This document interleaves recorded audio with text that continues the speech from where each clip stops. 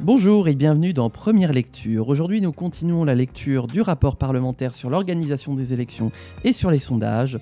Nous entrons dans le cœur, dans le vif du sujet, sur les faiblesses manifestes de l'organisation des sondages.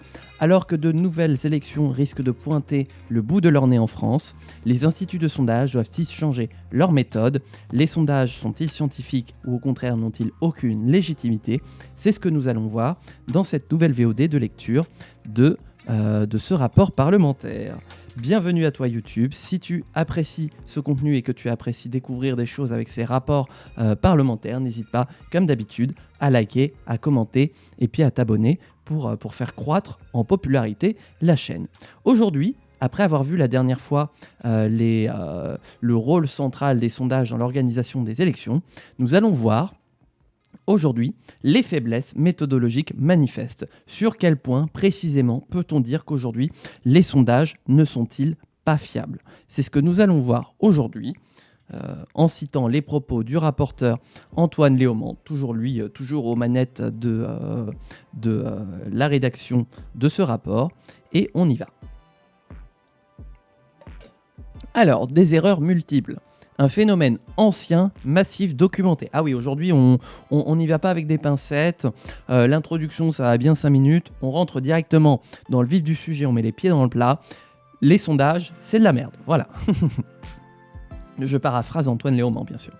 Des critiques qui ne datent pas d'aujourd'hui. Ah oui, parce qu'on les faisait déjà la semaine dernière et la semaine d'avant. Bref, vous avez compris la blague. Les écarts souvent constatés entre les prévisions des sondages et les résultats des élections et les évolutions techniques constatées en faveur du recours croissant à des sondages auto-administrés par Internet ont fait ressurgir des débats relatifs à la dégradation de la qualité des sondages. La commission a adopté le rapport. De ce que j'ai compris, ils ont adopté le rapport. C'est juste qu'il y a certaines parties où notamment le président et les membres de la commission ont un peu fait, pas sécession, mais ont pris leur distance par rapport aux recommandations d'Antoine Léaumont. Il y a quelques recommandations, on verra justement qui sont les recommandations d'Antoine Léaumont, et pour le reste, ce sont les recommandations de la commission. Mais c'est quand même une commission qui a beaucoup divisé le président comme le rapporteur sur le sujet, notamment des sondages. Même histoire que concernant la TNT. Qu'est-ce que tu veux dire par là, gouvernateur? Parce que là, j'arrive pas à situer. Une analyse historique de l'installation progressive des sondages au sein de la vie politique de la Ve République démontre que les sondages ont souvent été mis en cause sur plusieurs aspects. Les sondages ont d'abord constamment fait l'objet de critiques relatives à leur influence réelle ou supposée vis-à-vis des comportements électoraux. Déjà, on en parlait un petit peu la dernière fois, hein. On sent qu'il y a une influence, mais on n'est pas capable de la quantifier. Dès 1969, les sondages sont accusés d'avoir contribué à une forme de bascule de l'opinion en faveur du rejet du référendum constitutionnel soumis au peuple français par le président de la République, Charles de Gaulle, à l'époque, et qui a démissionné suite à ce rejet. Les sondages ont également été critiqués au regard de l'opacité de leur mode de production et des tentatives d'influence de l'opinion publique qu'ils pouvaient servir. C'est dans ce contexte que la première loi régulant les sondages est adoptée en 1977, si tard, dans le but de lutter contre les officines et de lutter contre les tentatives de manipulation de l'information constatées à l'occasion de leur publication. L'année dernière, la commission qui avait entendu Bolloré, le rapporteur LFI avait fait des propositions qui ne plaisaient pas, du coup ils avaient séparé ses recommandations personnelles des autres pour que le rapport puisse être adopté. Et bah c'est exactement, c'est la même tambouille. Voilà, c'est exactement ce qui s'est passé aussi là-dessus. Sachant que dans l'ensemble, les recommandations du rapporteur ont été suivies ont été signées par la commission, mais que derrière, en fait, au moment de rendre le rapport, il en a rajouté, je crois, 4 ou 5, qui là sont pour le coup de son fait et qui ne sont pas relayées par la commission. Deuxième point, et qui s'appuie sur des erreurs manifestes de prévision. Les critiques formulées contre les sondages sont fondées, en présentant des résultats qui ne relèvent pas, qui ne se relèvent par la suite très éloignés de la réalité des faits. Les instituts de sondage ont fait la démonstration de leur inefficacité. Ah oui, carrément. Antoine Léaumont, il marche pas ces mots.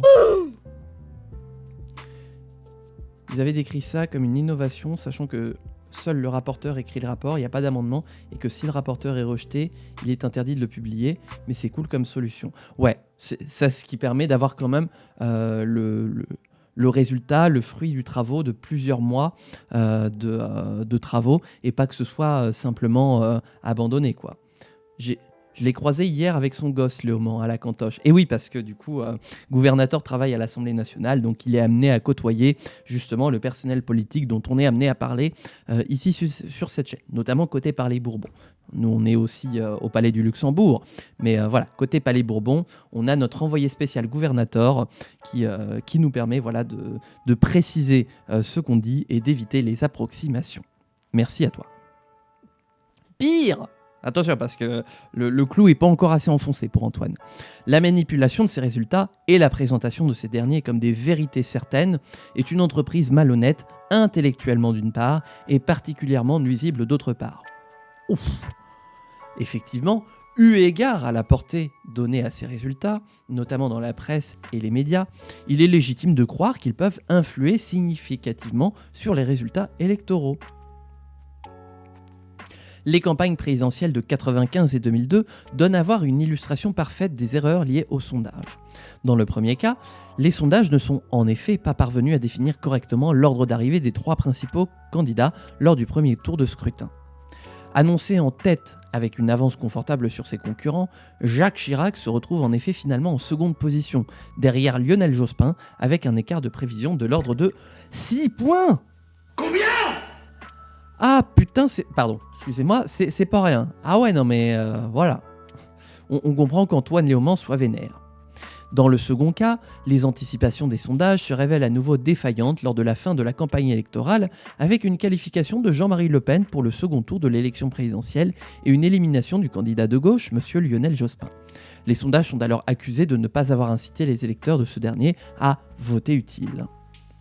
D'ailleurs, je suis curieux, en 95, qui était arrivé en 3e position ? Je m'en souviens pas, parce que c'était effectivement Jospin Chirac, mais qui était arrivé en 3e ? Est-ce que c'est la fameuse élection où c'est Balladur qui était donné comme favori au début ? Je sais plus, moi.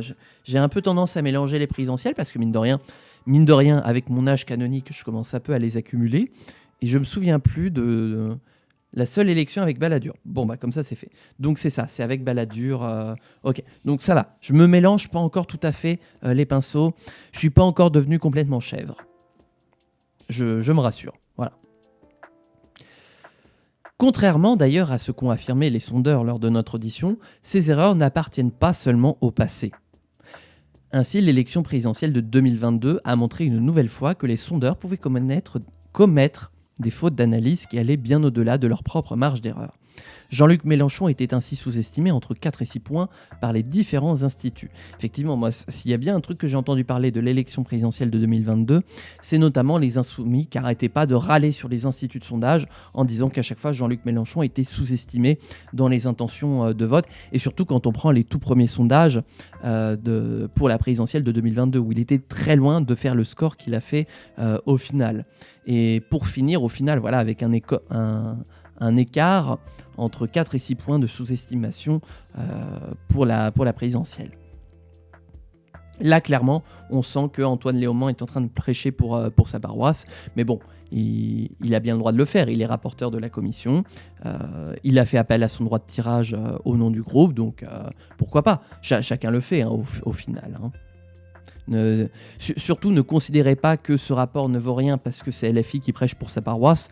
La plupart des rapporteurs prêchent pour leur paroisse quand ils font des rapports de commission. Voilà, il n'y a pas que les insoumis qui font leur petite tambouille de leur côté. Ce serait se voiler la face. Plus récemment encore, lors des élections législatives anticipées de 2024, les sondeurs ont été rigoureusement incapables de percevoir les rapports de force et l'augmentation puissante de la participation. C'est vrai, oui d'ailleurs en plus. Alors qu'il donnait le Rassemblement national vainqueur de l'élection, ce parti est finalement arrivé en 3e position au second tour, tandis que le nouveau Front populaire est arrivé en tête, ce qu'aucun sondage n'avait anticipé. Effectivement. Et là les estimations se sont bien plantées comme il faut. Mais la question c'est du coup, compte tenu du plantage, qu'on a a posteriori de l'information qu'on a. Est-ce que les sondages se sont plantés parce que du coup, ils donnaient le RN gagnant et que ça a fait peur aux gens et que du coup, le barrage républicain s'est mobilisé comme jamais? Ou bien est-ce que les sondages se sont plantés parce qu'il y avait une dimension manifeste de participation que leurs techniques n'ont pas su ou voulu voir et que du coup, ils n'ont pas prise en compte? On est dans une question en flou pour laquelle je ne crois qu'on n'aura jamais de réponse franche et claire. Monsieur Désé a d'ailleurs indiqué à votre rapporteur, à l'appui de ses travaux, qu'au-delà des, je cite, quelques erreurs historiques, 95, 2002, le Brexit, les 3 dernières élections à présidentielle américaine, fin de citation, qui sont, citation, présentées comme exceptionnelles, mine de rien, quand on commence à les accumuler comme ça, l'exception devient la règle. Un recensement attentif des, citation, dernières estimations pour toutes les élections depuis 1995, donc celles censées être les plus fiables, fin de citation, donne à voir qu'elles sont au contraire, citation, erronées ou approximatives dans un cas sur 2, fin de citation.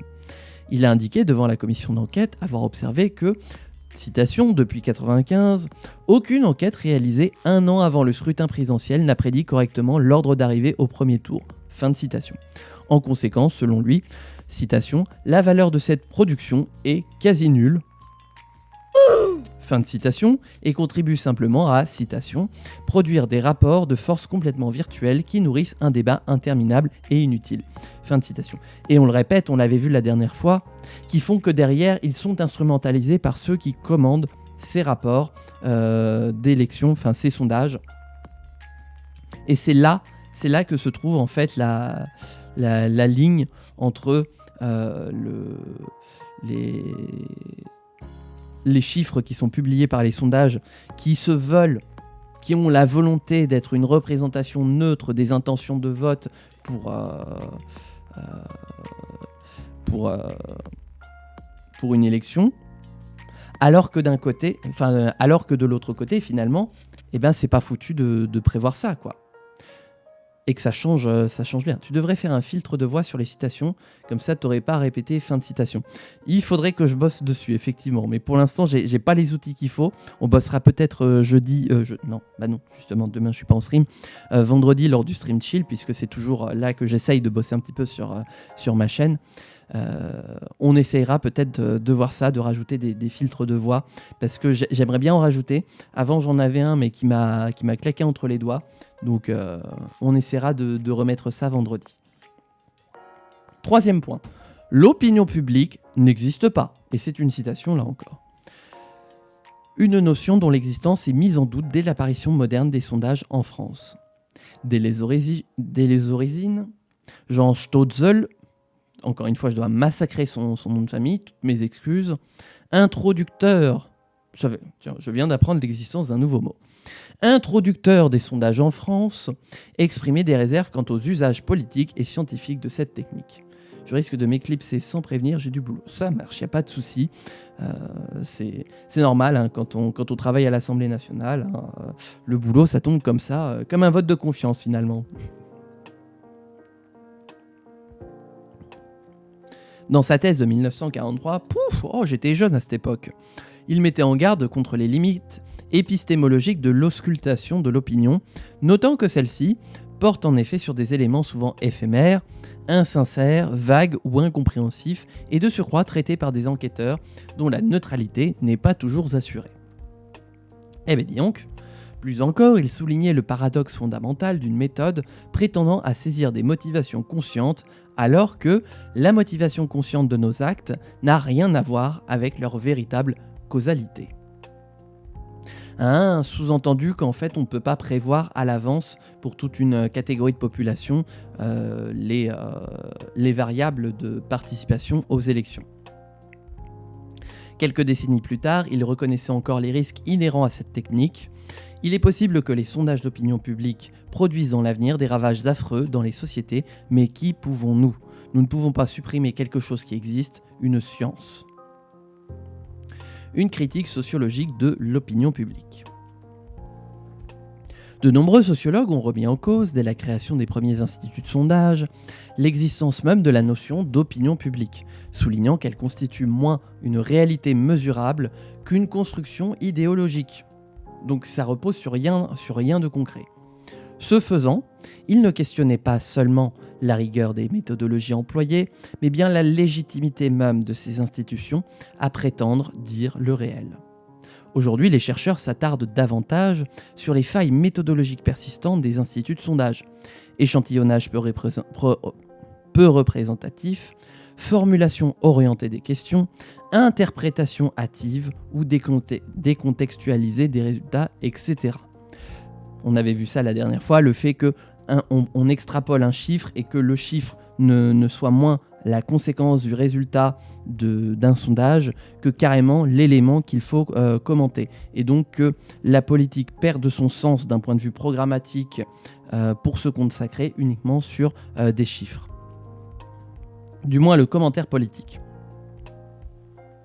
Ces critiques récurrentes rappellent que loin d'être neutre, la production de chiffres d'opinion est un acte situé, porteur d'enjeux politiques, médiatiques et symboliques. Et ça, on l'avait vu la dernière fois. Dans son célèbre article « L'opinion publique n'existe pas », Pierre Bourdieu, coucou Pierrot, formule une critique structurée et radicale de la notion d'opinion publique telle qu'elle est construite dans les sondages. C'est quand même une référence Pierre Bourdieu, donc voilà.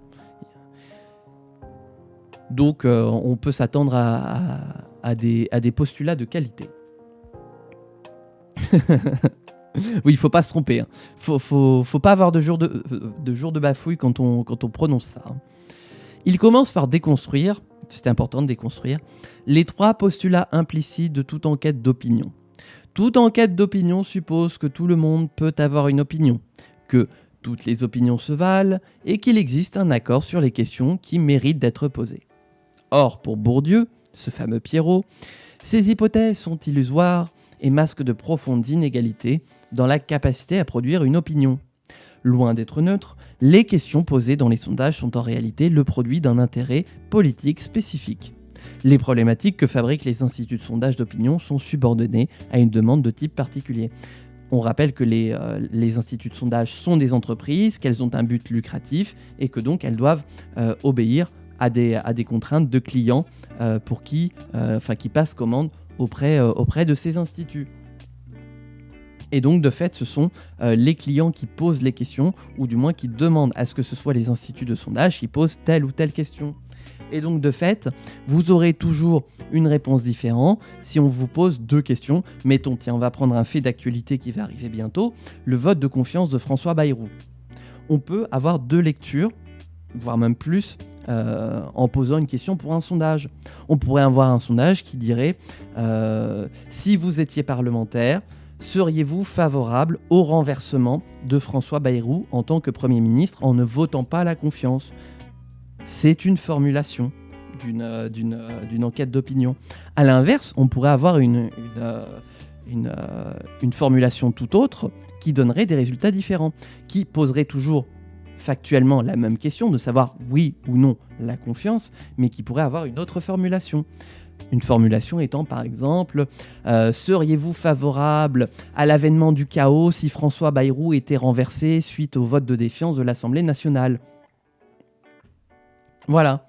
Et voyez, la façon dont on pose la question détermine la nature de la réponse. Et c'est justement ce que Pierre Bourdieu, ici, essaye de déconstruire. Le fait que les instituts de sondage, en ayant finalement une finalité prévue, je rappelle ce que j'avais dit la dernière fois, hein, les sondeurs connaissent déjà les réponses à la question qu'ils vont poser. Et donc, de fait, ça manipule dans un sens le résultat de l'opinion. Et donc, pour cela, on a tout un tas d'outils qui permettent de transformer la question de sorte à ce qu'elle aille dans le sens de celui qui passe la commande. C'est les fameuses questions « Y a-t-il trop ou trop peu d'immigrés étrangers en France ?» Voilà, qui n'a aucun sens quand on n'est pas de droite. Entièrement d'accord, voilà. Voilà, alors qu'on pourrait avoir d'autres formulations, mais comme ces sondages-là sont commandés par des partis politiques qui ont des visées électorales et surtout un agenda sur ces questions-là, eh bien ce sont eux qui demandent concrètement, avec le carnet de chèques, aux instituts de sondage de poser telle ou telle question. les partis politiques, mais aussi toutes celles et ceux qui ont un agenda. Par exemple, vraiment un hasard fortuit, Pierre-Édouard Stérin avec son projet Périclès, ou Vincent Bolloré qui possède des chaînes de télé, qui possède des instituts de sondage et qui possède des titres de journaux. Comme ça, on ferme la boucle et on fait tourner les mêmes infos. C'est justement ce qu'expliquait Antoine Léaumont la dernière fois.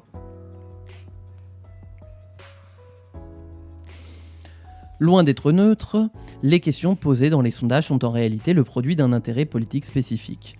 Les problématiques que fabriquent les instituts de sondage d'opinion sont subordonnées à une demande de type particulier. Par exemple, l'analyse du traitement médiatique du système éducatif après les grandes manifestations de mai 68 sont les suivantes. Mai 68 nous a fait voir que plus de 200 questions sur le système d'enseignement ont été posées depuis mai 68, contre moins d'une vingtaine entre 1960 et 1968, ce qui démontre que la question de l'enseignement, par exemple, ne peut être posée par un institut d'opinion publique que lorsqu'elle devient un problème politique. Pierre Bourdieu en déduit que ce ne sont pas les préoccupations des citoyens, mais celles du personnel politique qui dictent les thématiques. La grande majorité des questions étaient directement liées aux préoccupations politiques du personnel politique. Ainsi, les sondages répondent à une logique de commande politique. Ils posent des questions non pas parce qu'ils se préoccupent de la population, mais parce qu'elles deviennent politiquement pertinentes pour les gouvernants. Ça permet de légitimer des programmes de gouvernement. C'est à ça que servent les sondages finalement.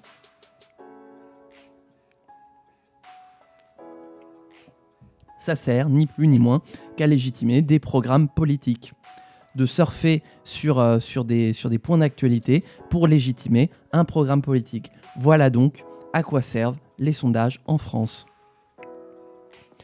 De plus, Bourdieu souligne que le sondage est un outil de légitimation du pouvoir qui permet d'imposer l'illusion qu'il existe une opinion publique comme sommation purement additive d'opinions individuelles. Bon, là c'est compliqué, mais je suis sûr qu'Antoine Léaumont va nous expliquer ça. L'usage massif des pourcentages dans les médias, 60% des Français sont favorables à créer une image homogène et consensuelle de la société qui efface les conflits sociaux réels.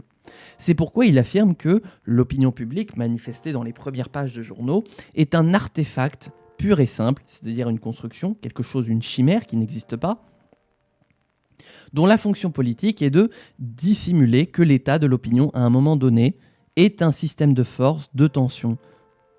L'enquête d'opinion devient alors le prolongement du discours politique. L'équivalent de Dieu est avec nous, c'est aujourd'hui l'opinion publique est avec nous. Elle sert à conforter une décision déjà prise, à produire du consensus factice et à renforcer un ordre social existant, puisqu'on s'appuie toujours sur des faits d'actualité et jamais sur des choses sur lesquelles l'opinion publique serait plus partagée, puisqu'il faudrait y réfléchir, avoir une opinion. D'autant plus que les instituts de sondage, quand ils posent des questions, ne laissent pas aux personnes le temps de se faire une opinion sur un sujet. Si on vous pose une question très compliquée, en fait, vous devez donner une réponse dans les médias et ça biaise forcément la réponse que vous pourriez donner. Par exemple, sur un sujet très compliqué, qui aurait peut-être valu à François Bayrou carrément une censure, la politique pluriannuelle de l'énergie. On pourrait poser une question sur la politique pluriannuelle de l'énergie. Tout le monde, le commun des mortels, n'a pas une opinion tranchée sur la PPE, donc, comme on l'appelle. Et donc, de fait, ça biaise les résultats de l'enquête. D'autant plus, je vous rappelle, quand les questions sont orientées pour donner une réponse précise. C'est pour ça que du coup, cette idée d'opinion publique qui existe, c'est complètement factice. Ou sur la crise constitutionnelle moldave de 2019. Là, j'ai pas d'infos. Donc si tu veux bien m'éclairer, je suis preneur. Parce que là, ça me parle, mais absolument pas. Après, c'est peut-être parce que en 2019, nous, on était... en France, il y avait les gilets jaunes, machin et tout, qu'on parlait plus de ça. Mais c'est vrai que la crise moldave...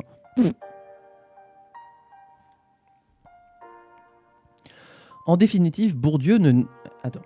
Non, mais exemple typique de sujet où il faut se former avant de répondre. Ah, effectivement. Voilà. Parce qu'on vous poserait une question. Du coup, moi, je sais pas ce que c'est, mais imaginons, c'est un vrai truc, je vais pas expliquer ici, c'est trop long. Ok, ça marche. Pas de souci. Bah moi, voilà, j'irai me documenter moi de mon côté parce que demain, un institut de sondage viendrait me dire, je sais pas, hein, mais trouvez-vous que la crise constitutionnelle moldave de 2019 a trouvé un dénouement acceptable? Bah voilà. Je sais pas, hein, je dis ça au pif, hein, parce que comme je vous dis, je suis pas au courant de ça. Mais voilà, on sait pas. Et donc, là, on est sur des questions. Là, en l'occurrence, c'était un exemple typique, exprès, justement, presque caricatural, on pourrait dire, pour bien expliquer qu'on n'a pas des opinions sur tout. Et qu'en plus, nos opinions sont changeantes, qu'elles dépendent d'un contexte, qu'elles dépendent de déclarations, qu'elles dépendent d'un travail qui soit le moins entravé au niveau des faits. En définitive, Bourdieu ne nie pas l'existence d'opinions, mais leur traitement statistique comme une entité homogène. J'ai dit qu'il y avait d'une part les opinions constituées, mobilisées, des groupes de pression mobilisés autour d'un système d'intérêt explicitement formulé, et d'autre part des dispositions qui par définition ne sont pas une opinion. Ce qu'il conteste ici, c'est l'usage politique de cette construction artificielle faite pour agir sur le réel plutôt que pour le représenter. Ainsi, en disant que l'opinion publique n'existe pas, Bourdieu vise à dévoiler une opération idéologique majeure qui repose non sur ce que les gens pensent réellement, mais sur la manière dont leur pensée est mise en forme, instrumentalisée et mobilisée à des fins de pouvoir. Il y a toujours une finalité. Et plutôt, en fait, c'est plus ça que je voudrais vous proposer dans le cadre de cette VOD, c'est de se dire que quand vous voyez un sondage, et surtout le résultat d'un sondage, intéressez-vous moins à ce qui a été effectivement écrit sur le bandeau d'information, et plus à la finalité de ce sondage. Qui sert-il ? Y a-t-il des acteurs politiques qui sont engagés sur cette question-là ? Y aurait-il eu une meilleure formulation de questions à poser ? Est-ce que la société vous paraît aussi consensuelle, au sens de l'opinion publique qui n'existe pas, sur cette fameuse question ? Posez-vous les questions de ces finalités-là pour savoir si véritablement, pour comprendre un petit peu quel est le but implicite de ce sondage réalisé. L'analyse de Pierre Bourdieu, dans L'opinion publique n'existe pas, a posé les bases axiomatiques, ça vaut cher au Scrabble, d'une critique sociologique rigoureuse des sondages en dévoilant les présupposés implicites de ces dispositifs, leur caractère idéologiquement orienté et leur fonction politique de légitimation du pouvoir. Et surtout de légitimation des programmes de gouvernement. Que vous soyez au gouvernement ou que vous aspiriez à entrer au gouvernement avec de nouvelles élections, tout ça a le but de vous légitimer quand vous passez par ces instituts de sondage. En insistant sur l'effet d'imposition de problématiques et sur l'idée que les sondages construisent artificiellement un consensus fictif, Bourdieu a structuré une lecture critique encore largement mobilisée aujourd'hui. Toutefois, néanmoins, cependant, cette proposition a aussi été remise en cause, notamment par les instituts de sondage eux-mêmes, qui ont défendu la validité de leur méthode et souligné les progrès techniques réalisés en matière de représentativité, de formulation des questions et d'interprétation des données. Certains praticiens affirment qu'une lecture trop radicale de Bourdieu aboutit à discréditer toute tentative de prise en compte de l'opinion dans l'espace démocratique. Sachant qu'en plus, Pierre Bourdieu avait anticipé cette nucléarisation des opinions de la société d'une manière générale, avec l'individualisation des rapports sociaux d'une manière macro-sociétale, qui est encore plus accentuée aujourd'hui. Donc je dirais que plus encore aujourd'hui, ce qu'explique Pierre Bourdieu a encore plus de sens dans un monde où chaque individualité s'exprime plus encore que le corps social auquel on renvoie et où finalement l'attachement social a de moins en moins d'importance dans les phénomènes de masse de la société. Des faiblesses méthodologiques mises en lumière par des chercheurs contemporains. Les travaux menés par la commission d'enquête ont fait apparaître un débat frontal quant à la fiabilité méthodologique des sondages qui oppose certains chercheurs et les sondeurs. Lors de son audition, M. Désé, toujours lui, chercheur, a estimé que les sondages, à notre époque, n'avaient jamais présenté autant de faiblesses méthodologiques et ne se sont presque jamais autant trompés. À l'appui de son raisonnement, M. Désé a détaillé plusieurs fragilités méthodologiques qui plaident, selon lui, en faveur d'une grande vigilance sur la fiabilité des sondages. Une première faiblesse tiendrait au manque de représentativité des échantillons utilisés. Les échantillons concernés seraient en effet généralement de trop petite taille et construits sur un nombre insuffisant de variables de quotas. Il observe en effet que dans le cas d'un sondage sur des intentions de vote, l'échantillon est de 1000 personnes, mais seules celles qui sont inscrites sur les listes électorales et déclarent une intention d'aller voter, ainsi qu'une orientation de vote, seront prises en considération. En général, il faut diviser l'échantillon de départ par 3. Pas besoin d'avoir suivi des cours de statistique pour savoir qu'avec un nombre aussi faible de répondants, on parvient évidemment à des prévisions qui n'ont aucun rapport avec la réalité. Donc vous voyez, quand vous voyez sondage réalisé auprès d'un panel représentatif de la population de 1000 et quelques, eh bien dites-vous qu'à chaque fois vous pouvez diviser pratiquement par 3 les personnes qui sont réellement prises en compte en termes d'opinion exprimée. Tout ça parce que les instituts de sondage ne veulent pas les prendre en compte. Une seconde faiblesse méthodologique tiendrait, selon lui, au fait que ces échantillons soient constitués en ligne, ce procédé comportant des biais importants tenant à l'autosélection des personnes interrogées et à l'incapacité des sondeurs... Attendez. Oui, voilà, j'ai perdu ma ligne. Des sondeurs de disposer d'informations suffisantes sur les conditions dans lesquelles les questionnaires auto-administrés sont remplis. Ces faiblesses seraient par ailleurs renforcées par l'insuffisance des contrôles mis en œuvre par les instituts de sondage et par la non prise en compte de l'électronisme d'une partie de la population française, ce qui affecterait la représentativité des échantillons concernés. De surcroît, les sondages sont toujours effectués uniquement en France métropolitaine, ce qui constitue un risque supplémentaire quant à la représentativité de l'échantillon construit, en laissant de côté nos compatriotes ultramarins. Encore une fois, les DROMCOM qui sont les grands oubliés de la République, encore une preuve qu'il y a une République à 2 vitesses. Enfin, une dernière faiblesse méthodologique tiendrait aux pratiques de redressement mises en œuvre par les sondeurs qui ne sont pas suffisamment auditables pour garantir qu'elles n'emportent pas d'autres considérations que l'amélioration de la qualité prédictive du sondage. Sur ce dernier aspect, M. Désé a indiqué à votre rapporteur qu'il considérait que les notices publiées sur le site de la Commission des sondages, en application de la loi du 25 avril 2016, sont très fragmentaires et ne permettent donc pas aux chercheurs d'expertiser les méthodes suivies par les sondeurs. Ces notices ne mentionnent en effet d'après lui que le redressement socio-démographique qui ne nous apprend pas grand-chose. Les personnes non diplômées ou sous-diplômées, issues de catégories sociales plutôt basses dans la hiérarchie sociale, ne répondent pas. En revanche, celles qui ont un capital culturel élevé sur-répondent. Les notices mentionnent les redressements par rapport aux précédentes élections.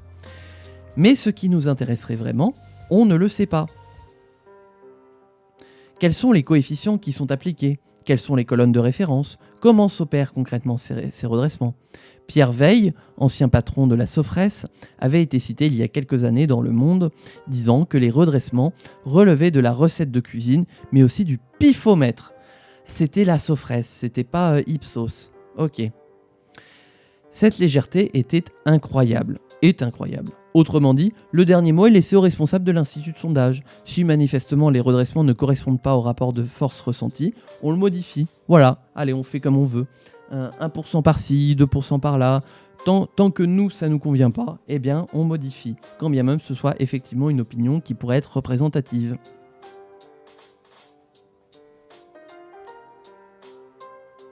Ces faiblesses méthodologiques ont également été signalées à votre rapporteur par M. Jean-Pierre Sueur, ancien sénateur et rapporteur d'une proposition de loi visant à encadrer plus fermement le rôle des sondages au sein du processus électoral. Je connais ce nom, Jean-Pierre Sueur. Tiens.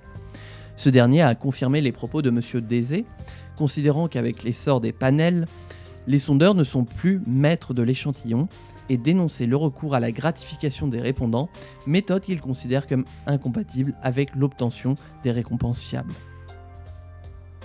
De réponses fiables. Justement, c'est ce que j'allais dire. Est-ce que les réponses sont encore fiables quand il y a une récompense à la clé ? Une récompense monétaire notamment.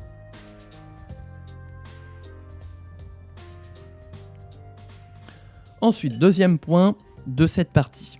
Les sondages électoraux ne sont pas une science. Quelques exemples. Audition individuelle de l'IFOP, propos de M. Frédéric Dabi. Ok. Votre rapporteur a sélectionné plusieurs sondages révélant des pratiques méthodologiques particulièrement problématiques, tant les incohérences apparaissent manifestes. Ces cas ne révèlent pas d'anomalies isolées. Ils mettent en lumière des dysfonctionnements structurels dans les mécanismes de redressement dont la démonstration sera développée dans un second temps. Par exemple, on a ce graphique des labs pour un sondage pour la présidentielle de 2022, publié le 7 décembre 2021.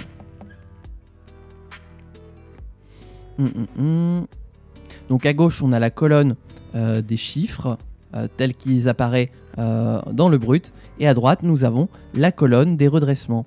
Et donc, ce qui peut sauter aux yeux, c'est que par exemple, Emmanuel Macron au brut était surestimé et on le sous-estime un peu moins dans le redressement, et qu'à l'inverse, Valérie Pécresse, on va avoir tendance à la surestimer, 19,4%. Je rappelle combien elle a fait en 2022, 4,95%, donc 4 fois moins que ce que disaient les instituts de sondage. On observe un écart significatif entre les redressements appliqués aux différents candidats. Ainsi, Jean-Luc Mélenchon... Attendez, on n'a pas vu Jean-Luc. Il est où ? Ah oui, pardon. 8, 8,3.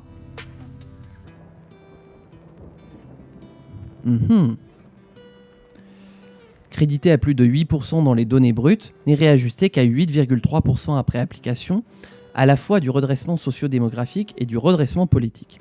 A l'inverse, Valérie Pécresse voit son score passer de 16,4% à 19,4%, soit un redressement de 3 points. Autrement dit, le redressement accordé à Mme Pécresse est 10 fois plus élevé que celui attribué à M. Mélenchon. Un tel déséquilibre appelle à s'interroger sur la cohérence et l'homogénéité des corrections opérées. Ce déséquilibre est d'autant plus problématique que l'analyse des fondements statistiques du redressement ne permet pas de justifier un tel écart. En effet, la sous-représentation des électorats représentatifs est estimée à moins 1,6 points pour Jean-Luc Mélenchon et moins 3,1 points pour Valérie Pécresse. Cela signifie que, toutes choses égales par ailleurs, le redressement de Pécresse... Ah carrément, Pécresse. Avant il avait mis Madame Pécresse, là c'est Pécresse. Pourrait être environ 1,9 fois supérieur à celui de Mélenchon. Carrément. Il aurait pu mettre Jean-Luc, ça aurait été plus vite. Donc on a le calcul ici. Mais certainement pas 10 fois plus élevé comme c'est le cas ici. Voilà, on aurait dû avoir 1,94 de différence entre les deux, mais finalement on a 10 fois plus. De plus, les taux de report issus du vote de 2017, c'est-à-dire la proportion des anciens électeurs qui déclarent reconduire leur choix en 2022, s'élèvent à 40% pour M. Mélenchon et à 58% pour Mme Pécresse. Si ce différentiel, 58-40 égale 1,45, justifie à nouveau un redressement un peu plus marqué en faveur de Mme Pécresse, il reste bien loin d'un facteur 10. En croisant ces deux facteurs, 1,94 pour la sous-représentation, 1,45 pour le taux de report, on obtient un coefficient d'écart maximal théorique de 2,8, ce qui ne permet absolument pas de légitimer une correction 10 fois plus forte pour Pécresse. Après, c'est parce qu'il a pris le cas de Jean-Luc Mélenchon. Parce qu'on prendrait, je ne vais pas faire les calculs, mais on prendrait le cas de justement Emmanuel Macron et où est-ce qu'elle est Marine Le Pen. Est-ce que finalement, on aurait des redressements qui seraient aussi fallacieux que pour le cas de Mélenchon-Pécresse ? Je ne vais pas faire les résultats, mais j'ouvre la porte. Enfin, les données socio-professionnelles issues du fichier fourni ne révèlent aucun déséquilibre massif susceptible de justifier un redressement aussi asymétrique entre Jean-Luc Mélenchon et Valérie Pécresse. Sur 14 catégories analysées, Jean-Luc Mélenchon est majoritaire ou relativement fort dans plusieurs profils, plutôt sous-représentés dans l'échantillon mais sans excès. Par exemple, les 25-34 ans, chez qui Mélenchon obtient 12% d'intention de vote, sont sous-représentés de 1,5 points. Les autres inactifs, qui lui accordent 12%, sont sous-représentés de 1,3 points. Les hommes, qui votent 9% pour lui, sont sous-représentés de 2,2 points. Les artisans, commerçants, où il recueille 7% de points, 7% sont sous-représentés de 0,7 points. Les ouvriers, très favorables à Mélenchon, 22%, sont surreprésentés de 0,9 points. De l'autre côté, Valérie Pécresse bénéficie d'un soutien très fort dans des catégories souvent surreprésentées, voire nettement surreprésentées. Les femmes, elle y obtient près de 20% d'intention de vote et cette catégorie est surreprésentée de 1,8 points. Les 50-64 ans. 20% pour Pécresse, surreprésenté de 1,4 points. Les professions intermédiaires, 13% surreprésentés de 1 point. Cadres et professions intellectuelles supérieures, 19% surreprésentés de 0,7 points. En somme, la structure de l'échantillon, loin de désavantager significativement Valérie Pécresse, lui est plutôt favorable d'un point de vue socio-démographique, avec une nette surreprésentation de plusieurs de ses électorats clés. A l'inverse, quelques catégories favorables à Jean-Luc Mélenchon, qui sont sous-représentées, le sont modérément, entre 1 et 2 points, et sont contrebalancées par des profils très favorables, les ouvriers surreprésentés. Dès lors, rien dans la structure de l'échantillon ne justifie un redressement aussi déséquilibré. Si l'on devait s'en tenir strictement au biais de la représentation des catégories sociales, le redressement socio-démographique aurait pu être même légèrement plus favorable à Jean-Luc Mélenchon. En tout état de cause, les écarts constatés ne permettent en aucun cas d'expliquer pourquoi Valérie Pécresse est rehaussée de 3 points, tandis que pour Jean-Luc Mélenchon, ce ne l'est que de 0,3 points.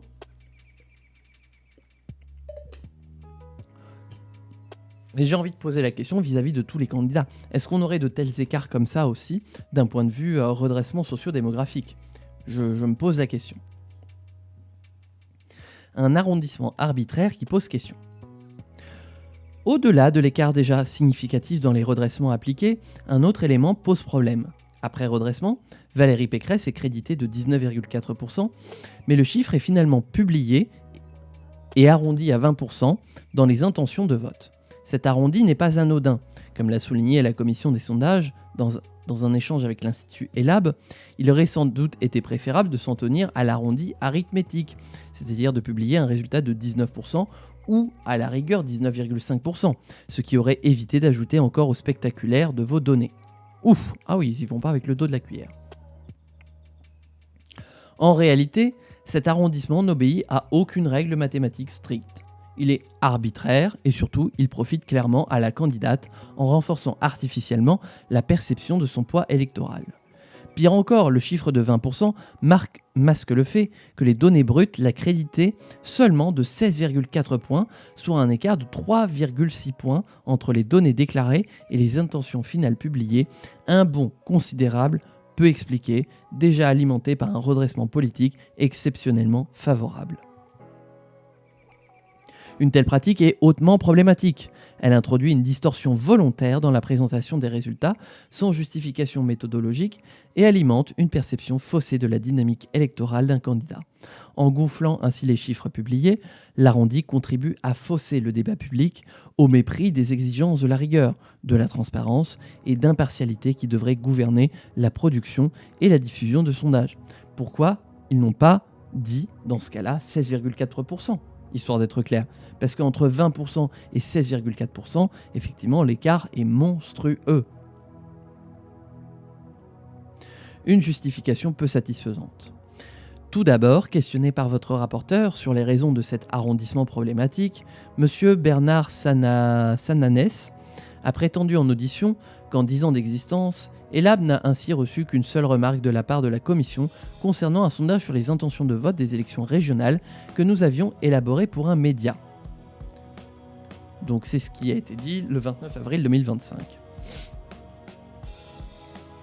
Or, le document ici produit démontre exactement le contraire. La commission des sondages a bel et bien émis une observation claire sur ce sondage précis, critiquant sans détour l'arrondi opéré et sa portée médiatique. En tout état de cause, questionné au sujet de cet arrondissement, M. Vincent Thibault a expliqué que le sondage a eu lieu plus de 4 mois avant l'élection, période à laquelle nous effectuons un arrondi au premier chiffre après la virgule. Dès lors, Valérie Pécresse, estimée à 19,4% après redressement, aurait dû être publiée à 19% et non 20%. Il justifie cette faveur en soutenant qu'ils ont ajouté un point au candidat dont le chiffre après la virgule est le plus élevé, afin d'aboutir au total à 100%, car à ce stade, tous les candidats inférieurs à 1% sont considérés comme des 0%. Derrière un inférieur à 1%, il peut y avoir un résultat de 0,4 ou 0,5%. Or, en l'espèce, le candidat dont l'arrondi supérieur était le plus proche était Valérie Pécresse, dont le score était de 19,4%. J'aurais pas mal de critiques à émettre là-dessus, mais je vais d'abord laisser Antoine Léaumont le dire, il sera certainement plus convaincant que moi. Mais cet argument n'est pas convaincant. Bon.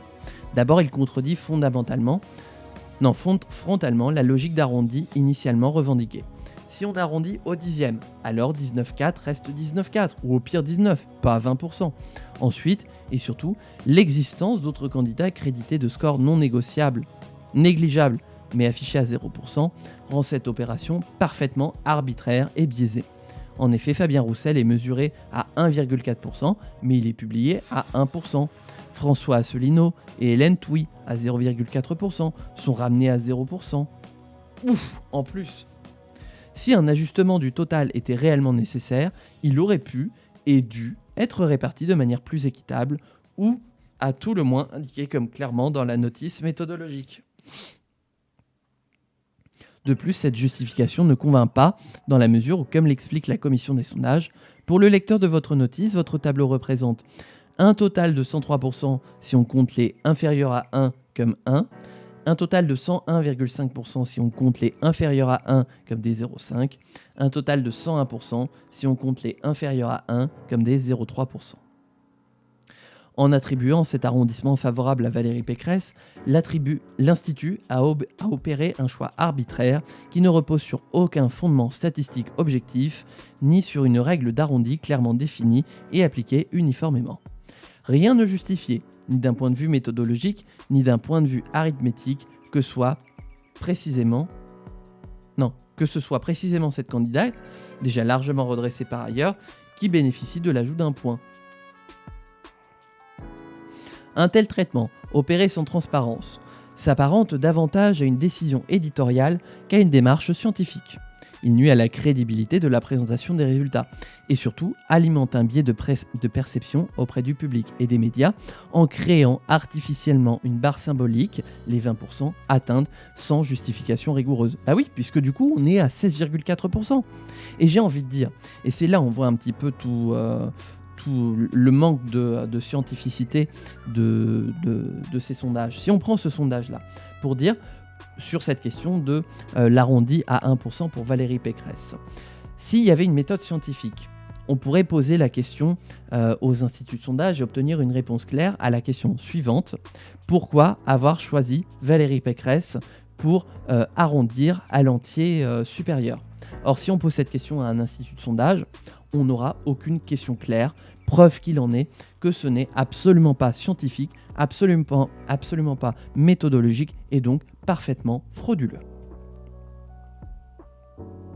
Donc voilà le courrier de la commission des sondages tel que relaté par Antoine Léaumont, de la commission des sondages, voilà.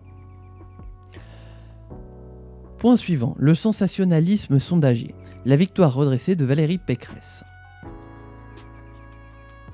Le sondage précipité des labs présente toutefois une spécificité étonnante au regard des options mesurées et redressées pour le second tour, comme l'indique le tableau présenté ci-dessous. Alors, remonte la lettre.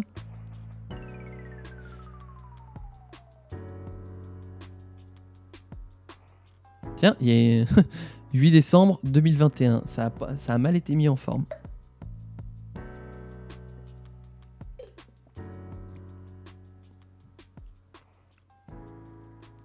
Qu'est-ce qui te trigger, gouvernateur? Quel est le point qui te trigger? J'avais pas compris, mais c'est écrit de manière très claire.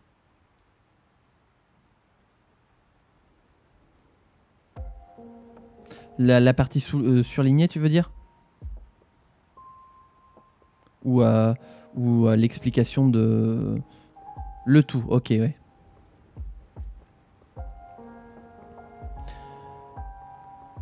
Alors, donc ça c'est le tableau pour un second tour 2022 entre Emmanuel Macron et Valérie Pécresse. Donc on verrait... qu'au niveau des données brutes, ce serait Emmanuel Macron qui gagnerait face à Valérie Pécresse, mais qu'au redressement, ce serait Valérie Pécresse qui gagnerait face à Emmanuel Macron. Ah oui, c'est la commission des sondages. Hein. Oui, c'est autre chose. Hein. Dans ce sondage, on ne retrouve Valérie Pécresse victorieuse au second tour face à Emmanuel Macron dans aucun des cas si on regarde les résultats bruts.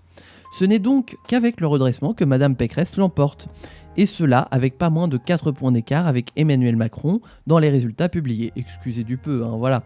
Quand un 58 et un 49,2, c'est très drôle ça, se transforment en 47,3 et 52,7, effectivement, sacré redressement. Hein. Une telle situation appelle au minimum plusieurs commentaires de la part de votre rapporteur. Déjà, 5 millions d'euros. Ceux qui auront la référence auront compris. Hein.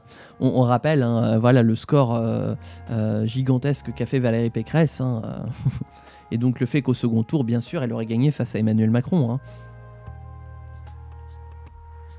Il s'interroge d'abord sur le fait qu'une mécanique de redressement puisse changer les résultats du second tour de l'élection présidentielle par rapport aux résultats bruts et donc changer le vainqueur. Voilà. Donc Emmanuel Macron pourrait gagner au niveau des données brutes. Ouais, mais non. On va faire un petit redressement et boum, Valérie Pécresse va gagner. Votre rapporteur estime ensuite que, face à des résultats bruts comme redressés très serrés, la prudence devrait être de mise dans les commentaires formulés. Oui, parce que quand on est à moins d'1% de différence au niveau des données brutes, on la ramène pas. Hein. Enfin, votre rapporteur observe que les résultats publiés sont dans une telle marge d'erreur, entre 45 et 51 pour Emmanuel Macron, entre 49 et 55 pour Valérie Pécresse, que là encore une très grande prudence aurait dû s'imposer. Ainsi, le problème posé par ce sondage, outre sa méthodologie douteuse, est ensuite la lecture médiatique qui va en être faite. Aucun média n'étant informé de la structure des résultats bruts ou redressés, la seule information dont les médias disposent est celle des résultats publiés. Et l'occasion est sans doute trop belle de faire du sensationnalisme sur le thème de la victoire de Valérie Pécresse face au président sortant. Une simple lecture des titres de presse permet de voir à quel point ce sondage a constitué un moment médiatique fort de la campagne présidentielle de 2022. Ah oui, d'accord. Oh là là là là, oh le bordel. Ah oui, présidentielle 2022, Pécresse, oh là là, quel enfer. Aussi, votre rapporteur est convaincu du fait que l'augmentation de la transparence sur les résultats des sondeurs permettrait aux médias de prendre davantage de précautions dans les informations qu'ils publient et donc, in fine, de mieux informer les citoyens. Pour rappel, Valérie Pécresse est finalement arrivée en 5e position de l'élection présidentielle avec un score de 4,78%. C'était pas 4,95. Très loin du second tour. Et a fortiori de la victoire au second tour. Sans doute d'ailleurs serait-il judicieux, pour éviter un tel sensationnalisme, d'interdire toute publication de sondages de second tour avant que les candidats ne soient effectivement connus. C'est-à-dire qu'ils aient été choisis par le vote des électeurs et non pas par les résultats des sondeurs. Intéressant ça comme recommandation. Ouais. Verboten second tour avant le second tour. Ouais. Pourquoi pas, en vrai. Alors, sondage du 22 février, sondage du 23. C'est écrit petit, hein. Attendez, je vais zoomer.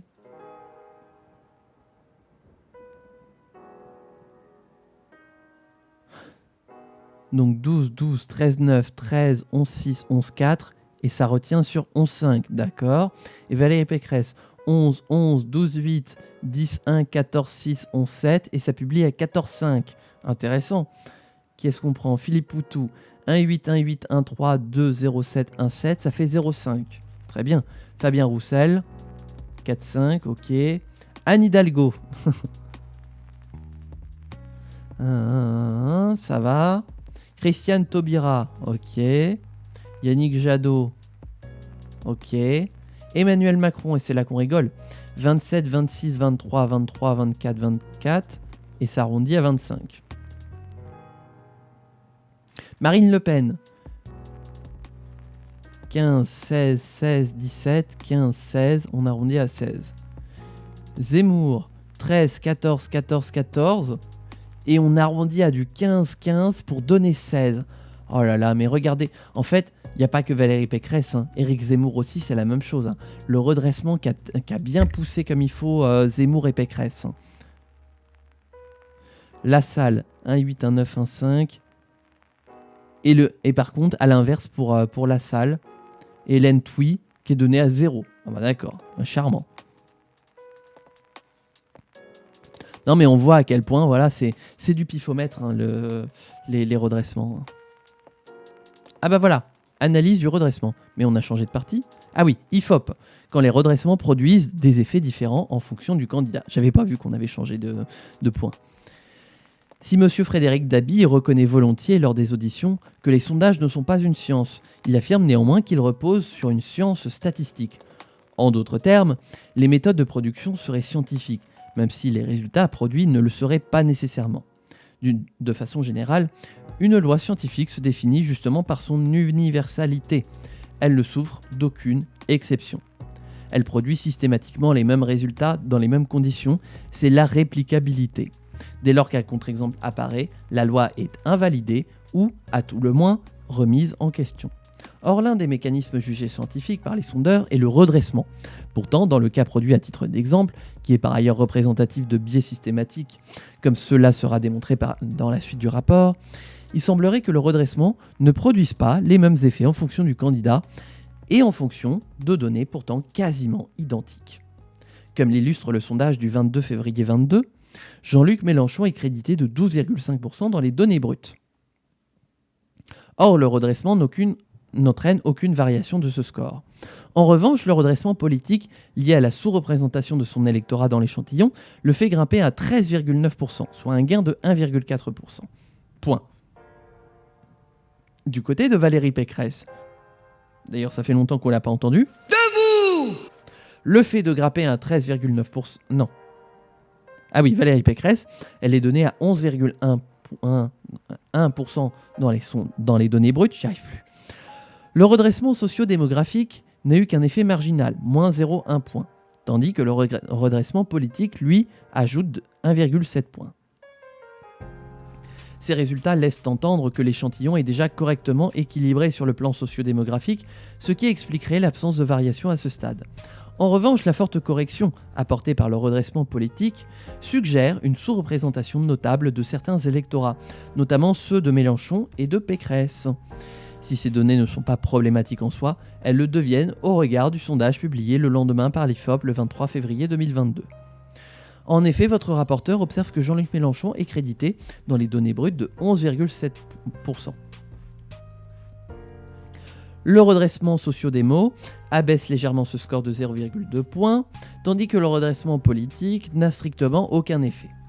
Du côté de Valérie Pécresse, elle est donnée à 10,7 points dans les données brutes. Le redressement socio-démographique n'entraîne qu'une variation minime, mais le redressement politique provoque un bond spectaculaire, faisant passer son score de 10,6 à 14,5%, soit une hausse de 3,9 points. Cela tend à confirmer que l'échantillon est quasiment parfait d'un point de vue socio-démographique, aussi bien pour Jean-Luc Mélenchon que pour Valérie Pécresse. En revanche, ce dernier chiffre devrait se justifier par une forte sous-représentation de l'électorat de Valérie Pécresse dans l'échantillon politique, bien plus marqué que la veille, où le redressement appliqué dans le sondage de la veille n'était que de 1,8 points. Jean-Luc Mélenchon, à l'inverse, devrait être parfaitement représenté. Ainsi, l'on peut en déduire que l'échantillon devrait être sociodémographiquement équilibré dans les deux sondages, tant pour Jean-Luc Mélenchon que pour Valérie Pécresse. En revanche, sur le plan politique, les deux candidats devraient apparaître sous-représentés de manière comparable dans le sondage du 22 février. Le lendemain, le 23, seule Valérie Pécresse devrait être encore sous-représentée, et de manière bien plus marquée. Elle bénéficie d'un redressement de plus 3,9 points contre plus 1,8 points la veille. Jean-Luc Mélenchon, quant à lui, serait parfaitement représenté dans l'échantillon du 23 février, puisqu'il ne bénéficie d'aucun redressement politique. Son score reste inchangé à cette étape. Or, ces suppositions logiques ne se vérifient absolument pas au regard de l'échantillon. Alors...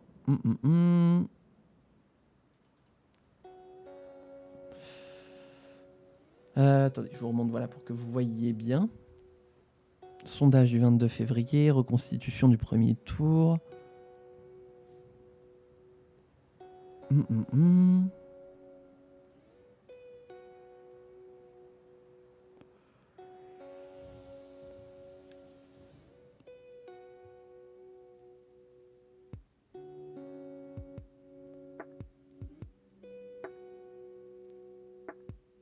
Ah oui, c'est 2017, j'étais en train de me dire. Pourquoi il y a François Fillon ?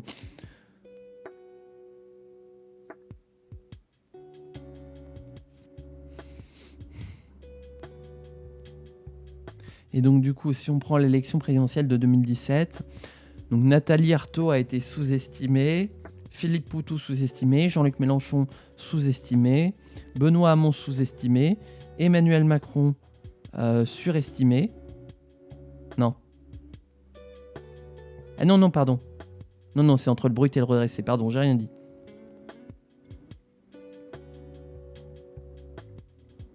Bah, il reste toujours sur Mélenchon-Pécresse. Moi, j'aimerais bien voir au-delà de ces deux-là. Alors, certes. Ça sent le tableau fait sur Word, parce que j'en ai fait plein quand j'écrivais mes 2 mémoires de master pendant mes années d'études. J'incorporais les tableaux directement comme ça. Ça, c'est le tableau incorporé directement dans le Word. Au regard de la comparaison entre les redressements politiques et la sous-représentation des candidats, les incohérences apparaissent. Le 22 février 2022, Jean-Luc Mélenchon est sous-représenté de 2,8 points et bénéficie d'un redressement politique de 1,4 points. Valérie Pécresse, de son côté, est sous-représentée de 3,9 points et obtient un redressement de 1,8 points. Ce traitement semble relativement cohérent. Pécresse est un peu plus sous-représentée que Mélenchon et son redressement est légèrement plus important. En revanche, le sondage du 23 février interroge. Jean-Luc Mélenchon est alors sous-représenté de 5,1 points, soit bien plus que la veille, et ne bénéficie pourtant d'aucun redressement politique. A l'inverse, Valérie Pécresse, toujours sous-représentée de 3,5 points, quasiment le même écart que la veille, reçoit un redressement de 3,9 points, soit plus du double que celui obtenu le 22 février. Pour le dire autrement, merci, reformule, c'est important de reformuler. Le redressement politique appliqué à Valérie Pécresse le 22 février corrigeait environ 46% de sa sous-représentation, tandis que celui du 23 février va au-delà, la compensant à hauteur de 111%. Jean-Luc Mélenchon, quant à lui, voit sa sous-représentation corrigée à 50% le 22 février, puis passe à 0% le lendemain, alors même que son écart s'est creusé. Ces écarts soulèvent des questions quant à la cohérence des critères et des méthodes de redressement utilisées. L'argument selon lequel la variation des taux de report, c'est-à-dire la proportion d'électeurs de 2017 qui choisissent de voter à nouveau pour le même candidat en 2022, pourrait expliquer cette situation, ne tient pas. En effet, le taux de report de Jean-Luc Mélenchon passe de 53% le 22 février à 49% le 23, soit une variation minime. Du côté de Valérie Pécresse, il évolue de 52 à 55% sur la même période.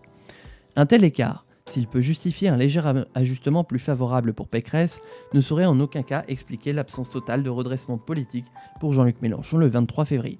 Je vous avoue que là, je commence à avoir du mal un petit peu à saisir où est-ce qu'il va. Interrogé par votre rapporteur à ce sujet, Frédéric Dabi a expliqué que Redressement présidentiel 2017 premier tour comprend 6 variables auxquelles s'ajoute celle du résultat à la présidentielle et que si le hasard des corrections dans tous les autres domaines, sexe, catégorie socio-professionnelle, géographie est contradictoire avec l'effet de cette 7e variable, l'impact de ces derniers redressements fondés sur le vote présidentiel est faible ou mineur. Le hasard fait parfois que le redressement n'a pas d'effet, car les autres jeux de redressement vont dans l'autre sens. Or, un tel argument ne saurait justifier le cas observé ici. Comme l'indique clairement le tableau des résultats, l'IFOP applique d'abord un redressement socio-démographique, incluant effectivement plusieurs variables distinctes, puis dans un second temps, un redressement politique fondé sur le vote antérieur. Par conséquent, il est tout à fait possible d'isoler l'effet du redressement politique et d'en mesurer l'impact propre. C'est précisément ce qu'a fait votre rapporteur. L'analyse montre que cet impact varie très fortement d'un jour à l'autre, sans explication méthodologique apparente. Une telle volatilité dans l'application du redressement politique, sans justification méthodologique transparente ni cohérente, met gravement en cause la rigueur et la reproductibilité des ajustements opérés par l'IFOP. Que Jean-Luc Mélenchon, pourtant 2 fois plus sous-représenté le 23 février que la veille, ne bénéficie d'aucune correction, tandis que Valérie Pécresse voit son score artificiellement gonflé au-delà même de sa sous-représentation, frôle l'arbitraire. Il est impossible que cet écart soit explicable par un effet de hasard ou d'interférence technique entre variables. Il est clair qu'il s'agit d'un défaut manifeste de méthode, voire d'un biais structurel. Dès lors, il devient légitime de se demander si ces redressements obéissent encore à des logiques statistiques ou à d'autres impératifs. Voilà, alors on continue. 3e point sur 5 de cette grande partie sur les faiblesses des sondages. Une rhétorique défensive des sondeurs qui ne s'appuie pas sur la science. Vraiment, Antoine Léaumont, là, il fonce. Hein. Il fonce tête baissée contre les instituts de sondage. Il part en croisade, en sondage Vult, contre les instituts de sondage. Les instituts de sondage subissent des déconvenues fréquentes. La plus spectaculaire de toutes étant l'élection présidentielle de 2002, pour laquelle aucun des instituts de sondage n'avait placé le candidat d'extrême droite, Jean-Marie Le Pen, au second tour. Donc on l'a vu tout à l'heure, hein. Les instituts de sondage, ils se sont plantés pour 95, ils se sont plantés pour 2002. Bravo. Comme le souligne M. Bernard Sananès, président des Labs, ce séisme dans l'empire sondagier a mené à de nombreuses modifications, évolutions et améliorations. Mais ces évolutions n'ont pas nécessairement mené à des améliorations suffisantes permettant d'évacuer les possibilités d'erreur. Face aux critiques, 4 grands arguments ont émergé au fil des auditions pour tenter de les relativiser. Ouf! Oh là, bah attendez. C'est quoi cette histoire? Non mais, Rebazar, King Loris, oh la vache, est-ce que t'as publié la news sur le Discord? Ah, je vois qu'il y a un message. Ah, vous avez... Ah oui, bah je vois que tu as publié ça. Bah, j'y réagirai après le live. Oh la vache, oh mais c'est incroyable ça, le... Attention au complot, hein, ne criez pas au complot, hein, ce serait trop facile.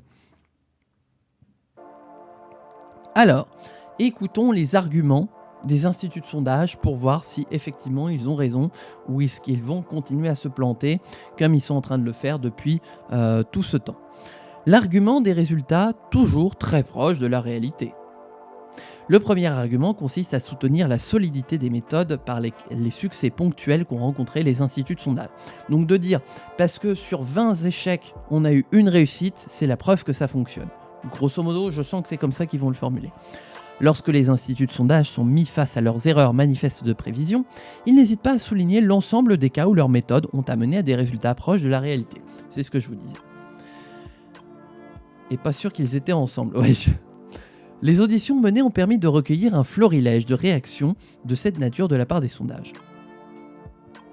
Lors de son audition, M. François Mickey-Merty... J'ai envie de faire une blague sur le nom de famille, mais c'est pas bien. C'est pas bien, donc on n'en fera pas. Et je vous invite à ne pas le faire. Voilà. Président de Via Voice, a indiqué pour sa part avoir récemment calculé l'écart moyen entre les dernières intentions de vote pour les 4 derniers scrutins et les résultats réels. Il n'est que de 0,88 points par candidat ou liste.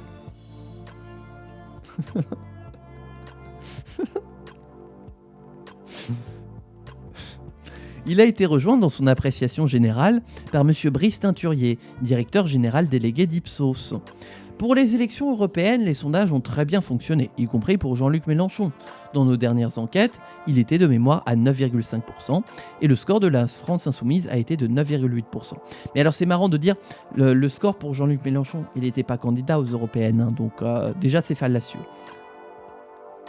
Et non, nous étions à 13,8 ou 14 pour la liste Glucksmann, pour un score effectif de 13,8, me semble-t-il. On ne peut donc pas dire que l'instrument est déficient. Monsieur François Kraus, j'imagine que c'est comme ça qu'on prononce son nom de famille, directeur général des études politiques et d'actualité au sein de l'IFOP, a également expliqué, pour ce qui concerne l'IFOP, avoir, lors des élections législatives de 2022, estimé la NUPES, on va pas refaire la NUPES, à 26,5 points. Elle en a obtenu 26,3, soit 0,2 points d'écart. Pour les législatives de juin 2024, nous avions estimé à 40 points le score d'Alexis Corbière en Seine-Saint-Denis. Il a obtenu 40,2. Dans les Alpes-Maritimes, nous avons estimé à 26 points le score de LFI. Il était de 26,6. Il a été rejoint par M. Frédéric Dabi. Il est arrivé, voilà, il s'est tapé l'incruste. Directeur général d'IFOP. En 2012 comme en 2017, le rolling IFOP fiducial a donné presque tous les scores des candidats au point ou au demi-point près. Je crois que le sondage le plus haut pour JLM en 2022 était à 17%. En tout cas, nous on a vu effectivement, c'était...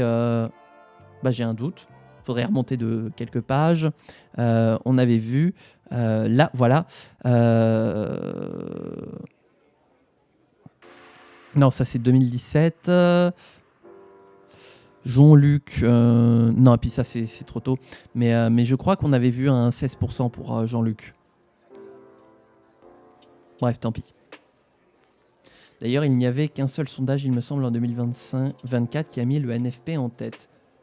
Ah ouais, parce que moi, tous les sondages dont je me souviens mettaient le RN en position de majorité absolue au premier tour, voilà, comme quoi l'erreur a été bien comme il faut.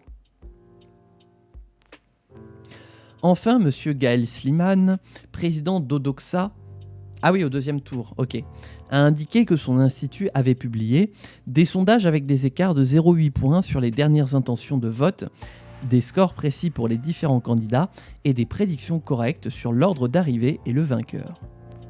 S'il est indéniable, attention, c'est Antoine qui le dit, que les instituts de sondage enregistrent parfois des succès qu'ils jugent retentissants, alors même qu'il ne s'agit que de remplir leur mission.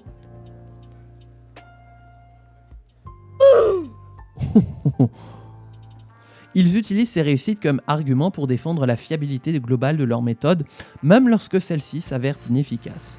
Lorsqu'un sondage correspond aux résultats finaux, les instituts mettent donc en avant son caractère prédictif, à la différence des situations où les écarts ou erreurs sont relevés et où ils affirment alors que les sondages n'ont aucun caractère prédictif. Oh, Joker, d'accord. L'argument opportun du caractère non prédictif des sondages. Donc quand ça fonctionne, c'est prédictif, et quand on se plante, non mais c'est non prédictif en fait. C'est bien parce que c'est pile je gagne, face tu perds. Le deuxième argument consiste à rappeler le caractère non prédictif d'un sondage. Cette rhétorique permet aux instituts de s'abriter derrière l'argument d'une photographie à un instant T, comme on entend toujours parler, invoquée de manière récurrente. Le sondage ne serait pas une prédiction, mais une mesure provisoire susceptible d'être dépassée par les événements. J'ai envie de dire des choses, mais là je vais me retenir. Cet argument a été utilisé systématiquement par les sondeurs pour faire face aux critiques, soulignant les erreurs manifestes de leur sondage. J'ai posté une source par rapport à ce qui s'est passé. Je verrai ça tout à l'heure. Merci à toi, King Loris. Bon courage, bonne révision. On croise les doigts, on touche du bois. Interrogé sur ce sujet, M. Gaël Slimane, encore lui, président d'Odoxa, a souhaité rappeler qu'un sondage n'est pas un pronostic, mais une mesure à un instant T du rapport de force politique. Il y a une dynamique de campagne qui évolue au fil du temps.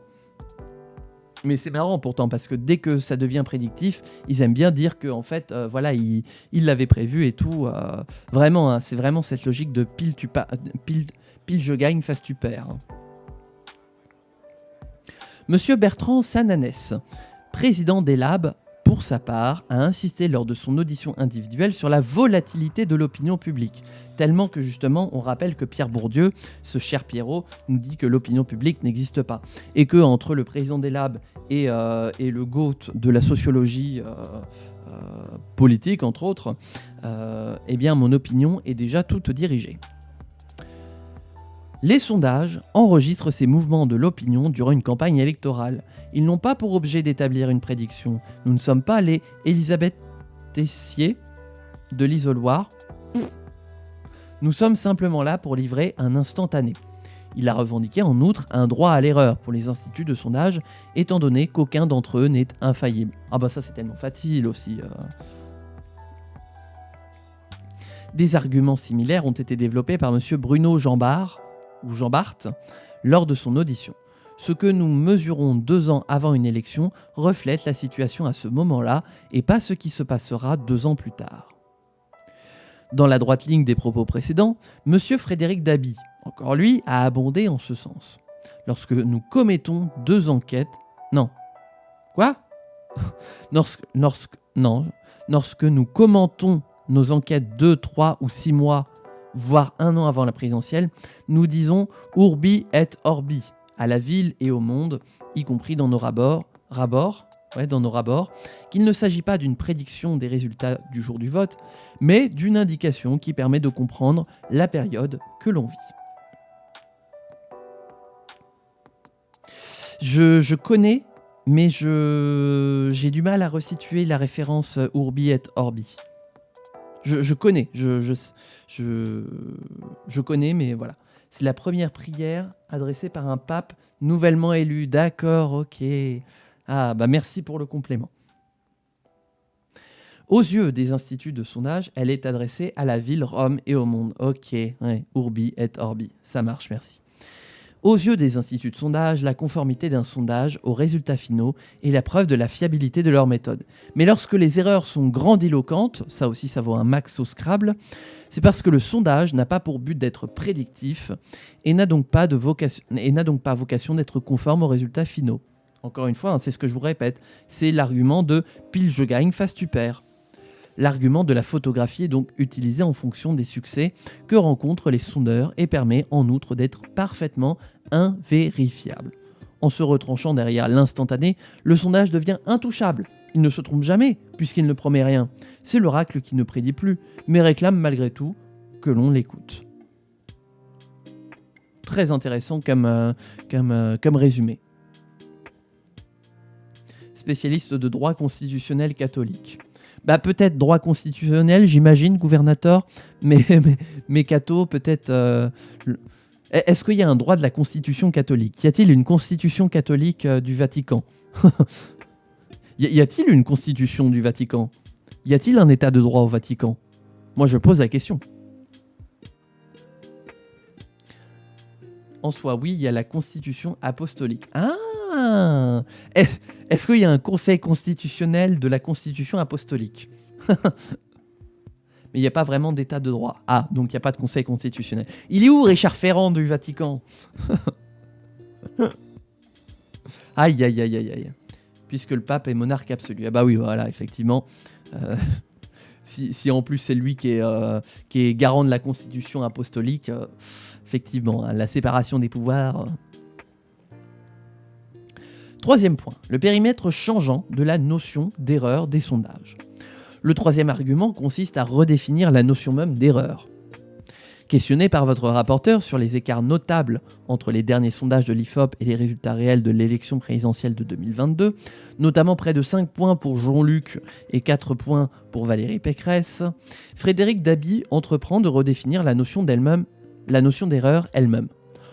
Qu'est-ce qu'une erreur pour une élection présidentielle ? Interroge-t-il, avant de proposer une définition suffisamment étroite pour ne pas s'y inclure. S'il faut donner des résultats au point ou demi-point près, je peux comprendre l'emploi de ce terme.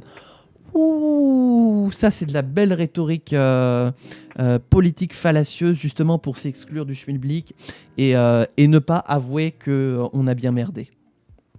C'est très fallacieux comme rhétorique ça. En d'autres termes, l'erreur ne serait acceptable comme critique que si on attendait une précision absolue, ce qui permet d'en disqualifier l'usage. Il conclut d'ailleurs en estimant qu'en 2022, il n'y a pas eu d'erreur, puisque l'IFOP a donné les 2 qualifiés pour le second tour et ne s'est pas trompé sur l'ordre des candidats dans sa dernière enquête. Ainsi, plutôt que de reconnaître une faille méthodologique, Frédéric Dabi déplace la définition d'erreur jusqu'à la rendre inapplicable à son propre institut. Avoir le bon ordre suffit à ne pas s'être trompé. C'est fantastique, c'est chat perché. Voilà, c'est littéralement chat perché. Donc après pile tu passes, pile tu gagnes, pile je gagne, face tu perds de tout à l'heure. Là maintenant c'est chat perché. Voilà.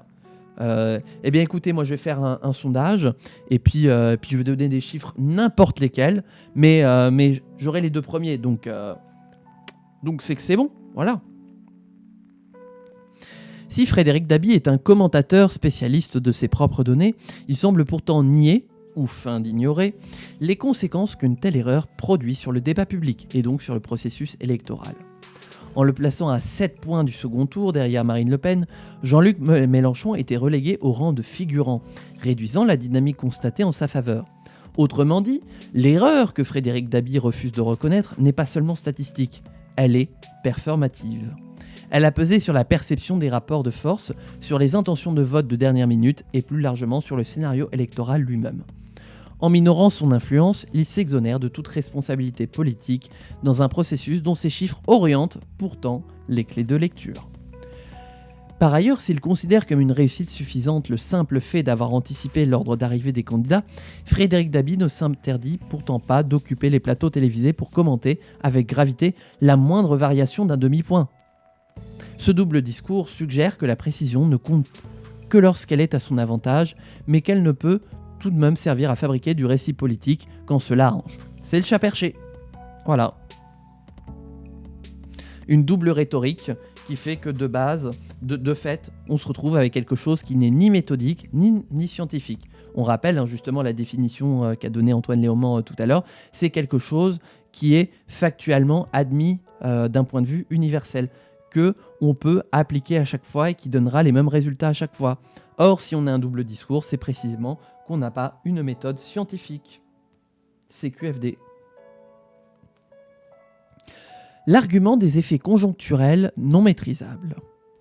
Le 4e argument consiste à expliquer les écarts par un ensemble d'artefacts conjoncturels non maîtrisables.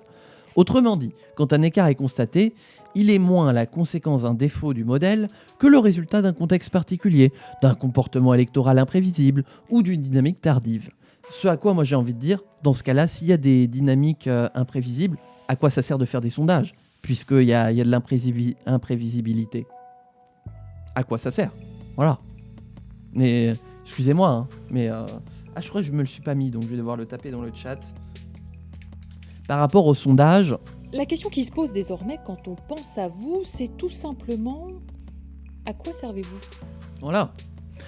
C'est ce qu'exprime Frédéric Dabi, toujours de l'IFOP, lorsqu'il revient sur l'écart important entre les derniers sondages et le score de Jean-Luc Mélenchon en 2022, en invoquant le fait que 15 à 18% des Français se sont décidés dans la dernière journée, en partie du fait du vote utile, ce qui rendrait toute précision illusoire.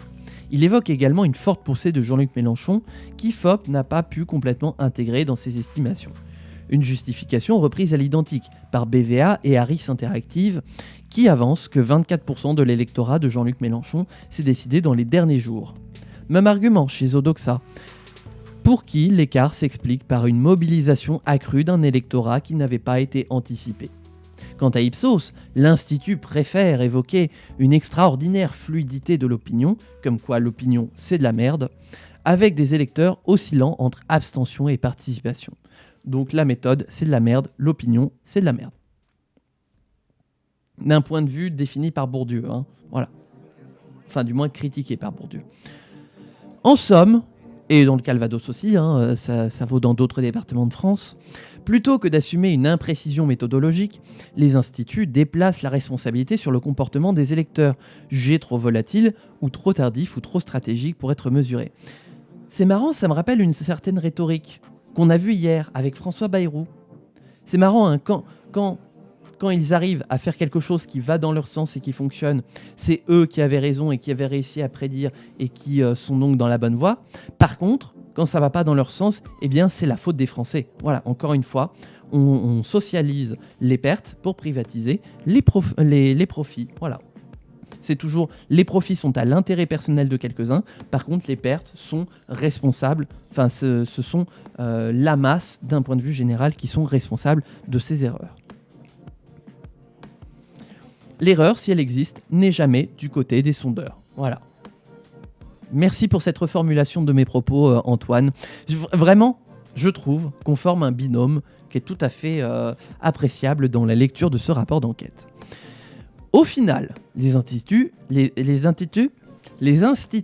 s'efforcent de maintenir un double discours.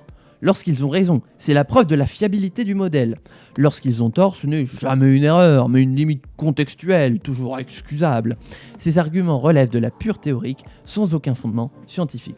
Donc pour résumer, pile tu fasses... Oh merde.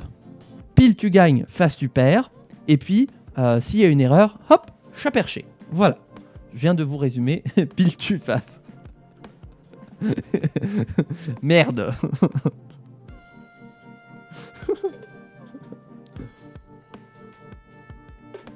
Voilà, merde. Quatrième point de cette grande partie, un déni problématique de ces difficultés par les sondeurs. Une foi indiscutable en leur méthode. À mesure que les sondages se sont imposés comme boussole du débat public, leur statut a évolué. D'outils techniques, ils sont devenus des arguments d'autorité connaissant la volonté populaire. Alors que finalement, ils se trompent. Présents en continu dans les médias, déterminants dans les stratégies politiques, ils façonnent les rapports de force bien en amont du scrutin. Cette centralité les rend logiquement objets de débat. Mais dès qu'il s'agit de questionner leurs fondements, fiabilité, redressement, transparence ou régulation, les instituts se ferment, opposant une certitude méthodologique et une posture défensive, parfois dogmatique. Des arguments défensifs anciens. Les arguments avancés par les instituts de sondage pour éviter un prétendu excès de régulation et plus généralement défendre la rationalité de leur méthode ne sont pas nouveaux. En effet, Roland Cayrol, directeur de l'Institut CSA, estimait déjà en 1985 que le sondage est un outil technique qui a fait ses preuves.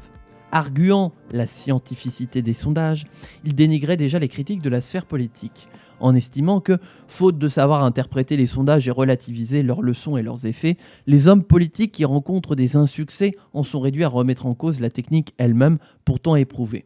Donc ça veut dire que voilà, c'est jamais de la faute des sondages, c'est de la faute des hommes politiques qui savent pas lire.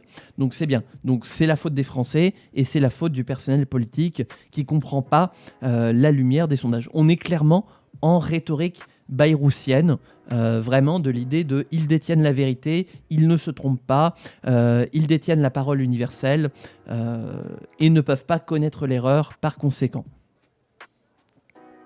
Ils devraient se rencontrer, les instituts de sondage et François Bayrou. Je crois qu'ils pourraient aller très loin dans leur délire tous ensemble. Si un tel argument ne va pas plus loin qu'un simple sophisme, il jetait une suspicion équivalente sur les chercheurs de son époque en déclarant que, prenant le relais des hommes politiques, il arrive que des intellectuels de renom, Maurice Druon, Pierre Bourdieu, se laissent aller, ici ou là, à un dénigrement un peu facile. On y trouve en général pêle-mêle la peur que le sondage ôte à l'intellectuel l'une de ses fonctions, parler au nom du peuple, la crainte qu'il ne porte atteinte aux libertés, mais la vraie démocratie exclurait-elle l'interrogation sociologique auprès des individus ? La terreur que le sondage cache que sont, en vérité, les vraies aspirations de la société, que nos intellectuels, eux, bien sûr, seraient à même d'interpréter. Alors, rien que le fait qu'il antagonise Pierre Bourdieu, ça me le rend très antipathique. Il y a 40 ans, les critiques étaient déjà donc légion, et déjà à l'époque, les instituts de sondage préféraient s'en prendre au messager plutôt qu'au message. en affirmant que l'apport des sondages à une connaissance scientifique du politique est indiscutable, Roland Queyrol posait les résultats des sondages comme des vérités absolues qu'il serait absurde de contester. Rhétorique bayroussienne. À partir du moment où les sondages sont érigés en science, toute critique devient illégitime, assimilée à une hérésie ou une manifestation d'ignorance, voire de jalousie. Alors attention, l'iconisation d'autorité, même Bourdieu n'est pas scientifique non plus. Oui, bien sûr, j'en fais exprès. Ce qui est scientifique, c'est de finir de lire mon article qui n'a aucune source. Par exemple, voilà. D'idolâtrer gouvernateur qui ne repose sur aucune source. Voilà, par exemple. Hein. Ô gouvernateur, montre-nous la vérité politique de l'Assemblée nationale. Preuve en est lorsque votre rapporteur a présenté des courbes de centaines de données agrégées afin de mettre en lumière l'existence possible de certains biais structurels et notamment de regarder ce qui se produisait si on appliquait des niveaux de redressement similaires entre Jean-Luc Mélenchon et Marine Le Pen. Après correction de biais, la réaction d'Ipsos a simplement été de dire « ça n'a aucun sens ». Ou plutôt « ah, c'est dommage que j'ai pas prévu le moment parce que j'aurais sorti le Jack Sparrow, ce que tu dis n'a aucun sens ». Une réponse péremptoire, alors ça, du péremptoire, vous en avez, qui n'apporte aucun contre-argument, mais qui ressemble davantage à un acte d'autorité qu'à une réfutation scientifique finalement jamais apportée. Bah oui, parce que là, ça n'a aucun sens. Nombre d'arguments dans cette déclaration, 0. Pas péremptoire, perpendiculaire.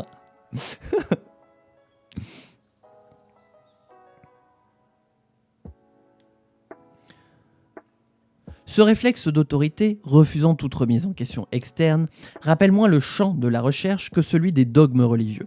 Il ne s'agit plus de débattre sur des preuves, mais de défendre une vérité révélée. Ironie de la chose, une semaine après l'audition d'Ipsos, le directeur de Cluster 17 et professeur en sciences politiques, Jean-Yves Dormagen, ou Dormagan, ou Dorma quelque chose, excusez-moi, désolé, proposait comme méthode d'analyse de données agrégées celle que votre rapporteur avait précisément présentée à l'Institut Ipsos sans obtenir de réponse scientifique. Oups. Cette foi inébranlable dans la méthode sondagière se manifestait aussi chez Frédéric Bon, chercheur spécialiste des sondages et consultant chez Sofres, qui n'hésitait pas à affirmer qu'en pratique, grâce à l'expérience et aux connaissances accumulées, les sondages ont une acuité supérieure à celle que prévoit la théorie.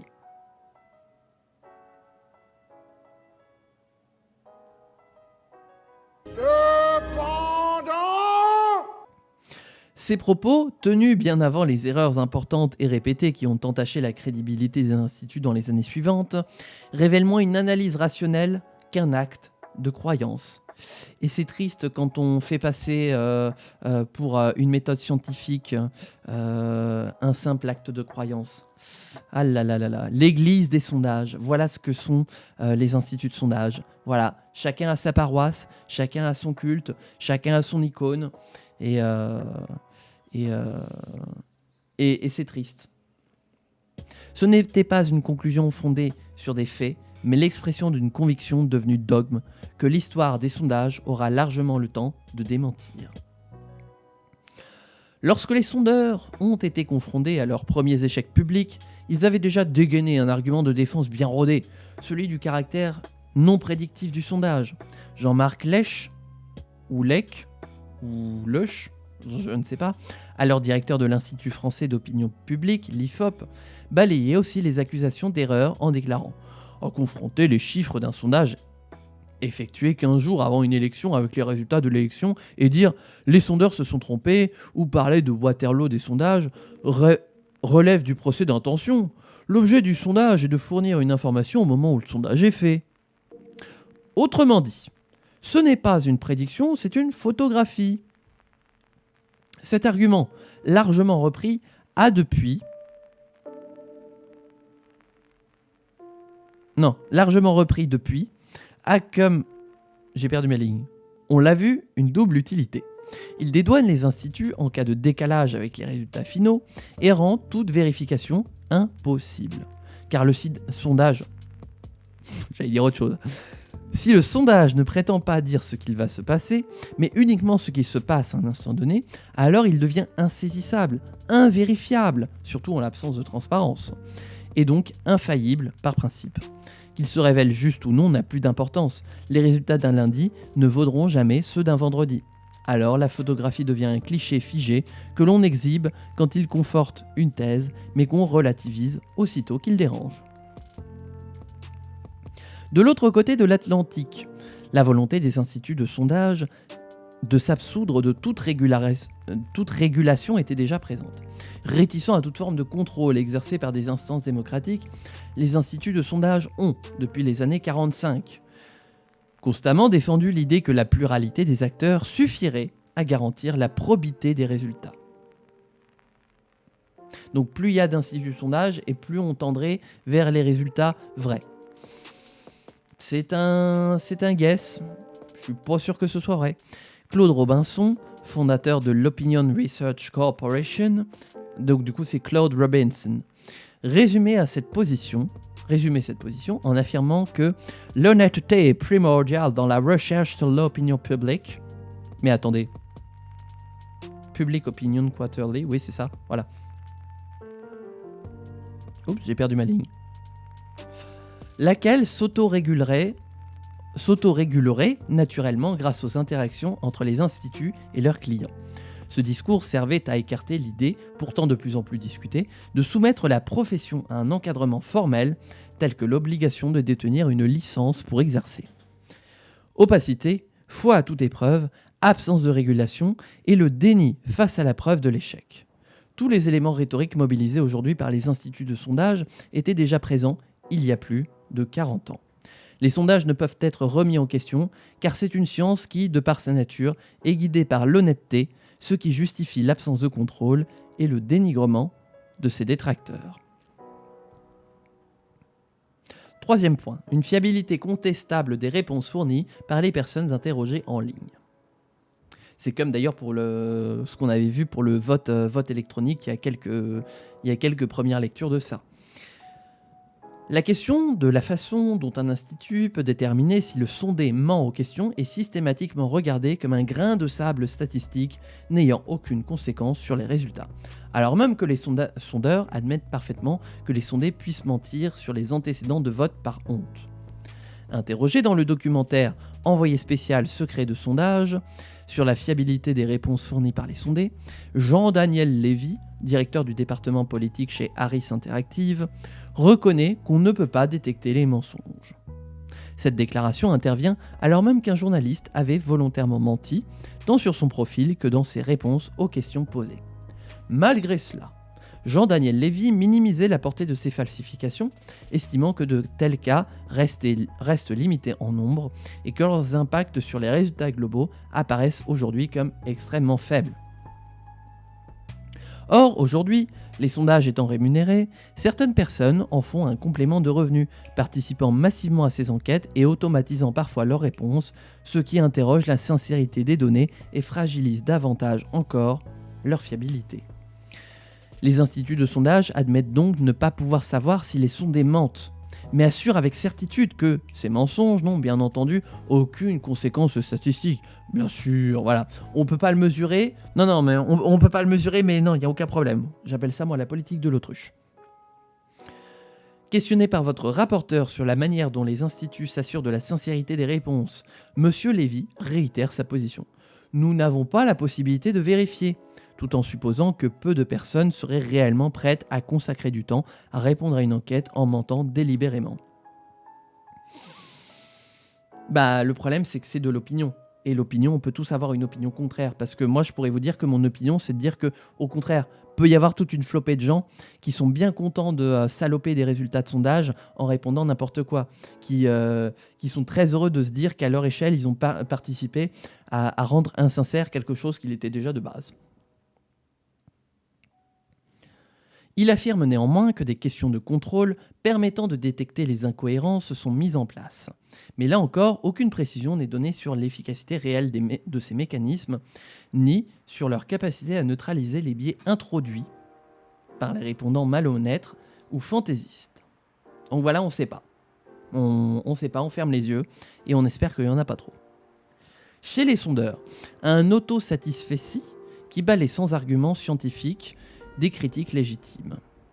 Lors de la table ronde qui a rassemblé les représentants de l'ensemble des instituts de sondage produisant en France des études d'opinion, ceux-ci ont contesté,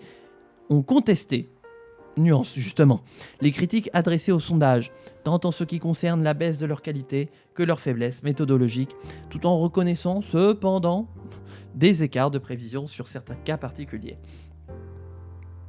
Sur le premier point, M. Frédéric Michaud, directeur général adjoint d'OpinionWay, a notamment cité lors de son audition une étude américaine publiée en 2016 sur la base de 26 000 sondages portant sur plus de 300 élections dans 45 pays entre 1942 et 2016 qui montre un accroissement très net de la précision et de la fiabilité des sondages portant sur les intentions de vote, avant d'ajouter que des études scientifiques prouvent aussi que plus ces sondages sont réalisés à proximité du scrutin, plus ils gagnent en précision et en fiabilité.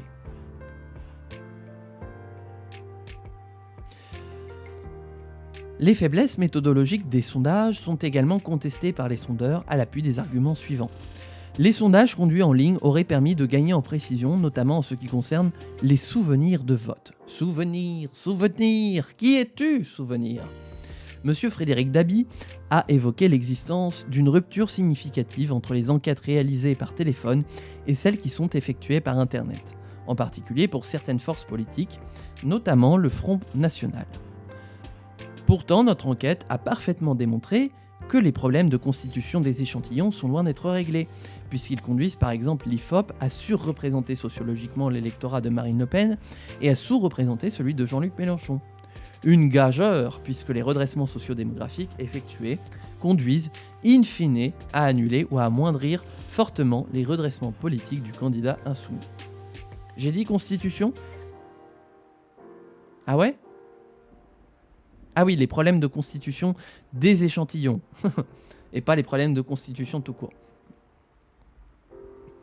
La mise en place de procédures de contrôle dans le cadre des sondages auto-administrés en ligne via des dispositifs de lutte contre les multicomptes, les speeders et les straight liners, les doublons et l'ensemble des autres incohérences doit permettre de garantir l'intégrité des échantillons. Pourtant, ces contrôles ne permettent en aucun cas de supprimer les faux comptes ou les tentatives de manipulation, comme l'avait parfaitement démontré le journaliste Luc Bronner dans son article dans la fabrique opaque des sondages. Un problème confirmé par Alexandre Dezé. Ah, c'était pas Alexandre Dezé finalement ? Ou il y a un accent qui a sauté là ?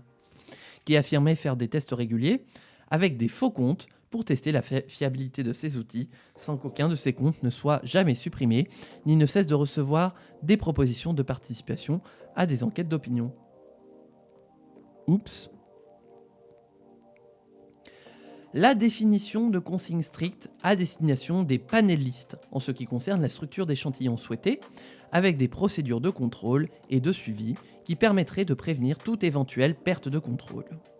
À ce titre, notre enquête a d'ailleurs soulevé une interrogation restée sans aucune réponse, puisque les panélistes, auditionnés par notre commission, ont affirmé livrer aux instituts de sondage des échantillons extrêmement proches des données socio-démographiques de l'INSEE, ce qui questionne fortement la nature des redressements socio-démographiques que réalisent à la suite les sondeurs. Bah oui, si c'est si proche que ça de l'INSEE, pourquoi vous faites des redressements et en plus que ça dépend en fonction des candidats, hein ?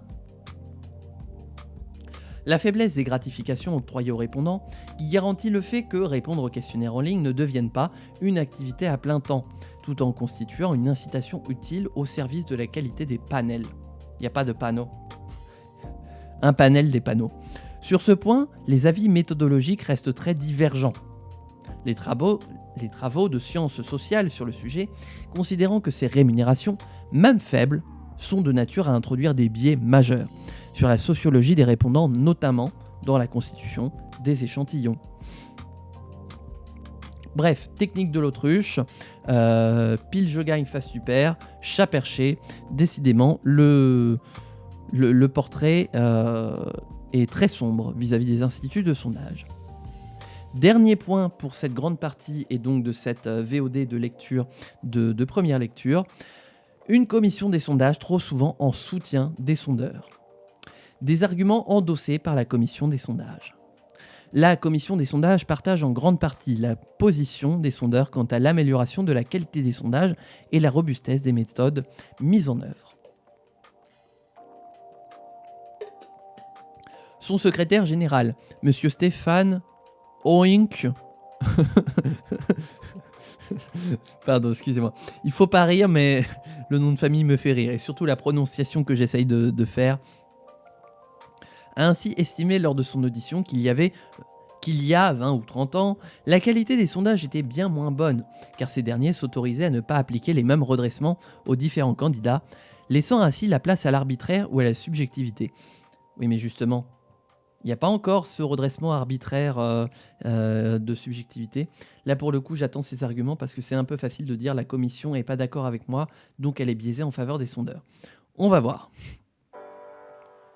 Cette situation est toutefois révolue selon lui, dans la mesure où actuellement, au-delà de l'existence des critères de redressement et de leur bonne application, sont exigés pour l'ensemble des candidats testés les mêmes critères de redressement, et qu'un contrôle est effectué par la commission pour vérifier, lorsqu'un institut réalise plusieurs vagues de sondages pour la même élection, que les mêmes critères de redressement sont appliqués pour chacune d'entre elles.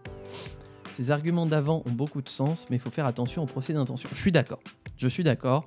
C'est pas parce que les premiers arguments sont d'accord que tout l'argumentaire est cohérent. On peut trébucher sur la fin et se manger la marche de l'escalier sur les derniers mètres. Monsieur Oink. Là j'entends une oie. Oink, oink, oink, oink. Pardon, désolé. Il faut pas. Je suis désolé, je donne un mauvais exemple. Je suis un mauvais streamer, je donne de mauvais exemples. Donc, Monsieur Oink, et je n'ai rien à dire sur le sujet, a également fait état d'une réelle amélioration concernant les données brutes des sondages et, à son avis, de l'existence d'échantillons mieux constitués que précédemment, quand les sondages étaient menés face à face ou par téléphone. Il a enfin précisé que la commission n'avait pas connaissance de véritables différences de qualité entre les sondages des instituts qui constitueraient des motifs d'inquiétude. Oui, vu qu'on est sur l'église du sondage, voilà, je prends la litanie, que j'ai l'habitude d'entendre. On ne se moque pas des noms, monsieur, ça se lit. Oh. Attention, hein. Je suis pas venue ici pour souffrir, ok? Dans sa réponse écrite, la commission indique qu'aujourd'hui, son action de contrôle tend à se concentrer sur 3 éléments principaux, à savoir la traçabilité du passage des données brutes aux données redressées, donc les critères de redressement socio-démographiques et politiques, l'utilisation de critères de redressement identiques pour chacun des candidats, le maintien des critères dans le temps, consigne indispensable à toute comparaison de résultats. Ces réponses ont été de nature à inquiéter votre rapporteur sur un manque de distance critique de la commission des sondages vis-à-vis des sondeurs. En effet, votre rapporteur a souvent eu l'impression que les argumentaires des responsables des instituts de sondage pouvaient se retrouver mot pour mot dans les réponses de la commission des sondages, ce qui est plus qu'inquiétant pour un organe qui doit assurer le contrôle de ces instituts et de leur production. Le contrôle sur pièce et sur place réalisé par votre rapporteur à la commission des sondages a néanmoins permis d'en comprendre les raisons matérielles les plus apparentes. Après, j'ai envie de dire, vous voyez, justement, on avait eu un courrier tout à l'heure de la commission des sondages qui disait exactement le contraire. Après, un exemple ne vaut pas vérité absolue. Mais n'empêche que, justement, plus tôt dans le rapport, on avait bien ce courrier de la commission des sondages pour dire « Oh, dis donc, votre sondage, là, il peut un peu du cul. » Je paraphrase, bien sûr. Hein. Une faiblesse du contrôle réel opéré par la commission des sondages démontrée sur pièce et sur place. Donc en fait, c'est simplement, selon Antoine Léaumont, ils ont du mal à avoir leur propre ligne de contrôle factuel des sondages parce qu'en fait, ils n'ont pas les moyens suffisants. Je crois que c'est ça qu'il va essayer de nous dire. Le 1er avril 2025, il n'y a aucun poisson de sa part, votre rapporteur s'est rendu à la commission des sondages pour un contrôle sur pièce et sur place. Il a pu dès lors saisir l'ensemble des notices techniques des sondeurs pour la période allant de janvier 2016 à mars 2025, mais aussi sur les commentaires internes des experts de la commission. Cette saisie a permis de comprendre en détail les facteurs d'erreur des sondeurs Tiens, belle homéotéleute, mais aussi de comprendre que l'opacité, qui est leur règle de fonctionnement, ne s'arrêtait pas aux portes de la commission. Par ailleurs, votre rapporteur a pu constater que les conditions matérielles d'exercice du contrôle sont faibles et doivent être entièrement revues pour assurer une réelle capacité sur le sujet. Un homéotéleute, c'est une figure de style qui consiste à répéter le même son de façon cyclique pour donner de la musicalité à un nom. En somme, une rime, une poésie, un vers, une chanson, c'est une forme précise d'homéotéleute. Et donc le fait de dire c'était où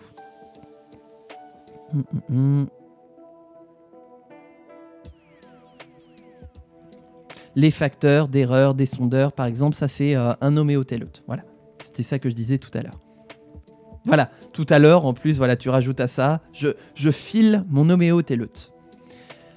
Les éléments suivants ressortent de ce contrôle sur place et sur place. Les conditions matérielles d'exercice du contrôle par la commission ne sont pas à la hauteur. La commission des sondages ne dispose en effet que d'un seul ETP pour effectuer le travail de réception des sondages, d'envoi aux experts de la commission, de mise à jour du site, de lien avec les instituts de sondage, etc. Un seul équivalent temps plein. Oh putain, pardon. Il n'y a qu'une seule personne à la commission des sondages qui doit faire tout ce que je viens de lire. Travail de réception des sondages, d'envoi aux experts de la commission, de mise à jour du site, de lien avec les instituts de sondage et d'autres missions. Une seule personne. Alors là, autant il y a certains endroits, il y a des emplois fictifs et on se demande à quoi il sert, autant là, qu'on pourrait casser cet ETP en 3 ou 4 ETP, que je pense qu'il y aura encore de la surcharge de travail. En outre, ces experts, ou en... Qu'est-ce qu'on disait déjà dans les autres ? Je sais plus. En outre de Calva, oui, c'est ça qu'on disait. Ces experts, au nombre de 2, oh bordel, ne sont pas salariés. Oh bordel, mais répondent sur commande à la tâche et sont saisis d'une demande de rédaction d'avis, sondage par sondage. Donc c'est un petit peu... c'est des... presque des consultants en fait. Ah bah d'accord. Ah ouais, non mais en fait, ils ont aucun moyen à la commission des sondages. Les données communiquées par les sondeurs sont insuffisantes pour permettre à la commission... Quoi ? Les données ? J'ai pas compris. À la commission les données d'exercer un contrôle rigoureux. J'ai pas tout compris. Les sondeurs ne communiquent d'ailleurs pas tous les mêmes données. Ah, j'ai cru qu'on était sur un nouvel homéotéleute. Ainsi, alors que votre rapporteur s'attendait à trouver non seulement des données détaillées, mais de surcroît homogènes, permettant de comparer les méthodes des instituts de sondage entre eux et de contrôler la qualité des échantillons en détail, il a, au contraire, été surpris par la faible qualité des données transmises. À l'appui de son contrôle, votre rapporteur considère que rien dans les données envoyées à la commission des sondages ne permet de contrôler effectivement le caractère scientifique ou non d'un sondage. L'opacité reste en outre de Calva totale sur les méthodes de redressement appliquées par ces derniers, y compris pour la commission des sondages, même quand les dits redressements sont présentés de manière indicative et alternative par les sondeurs concernés.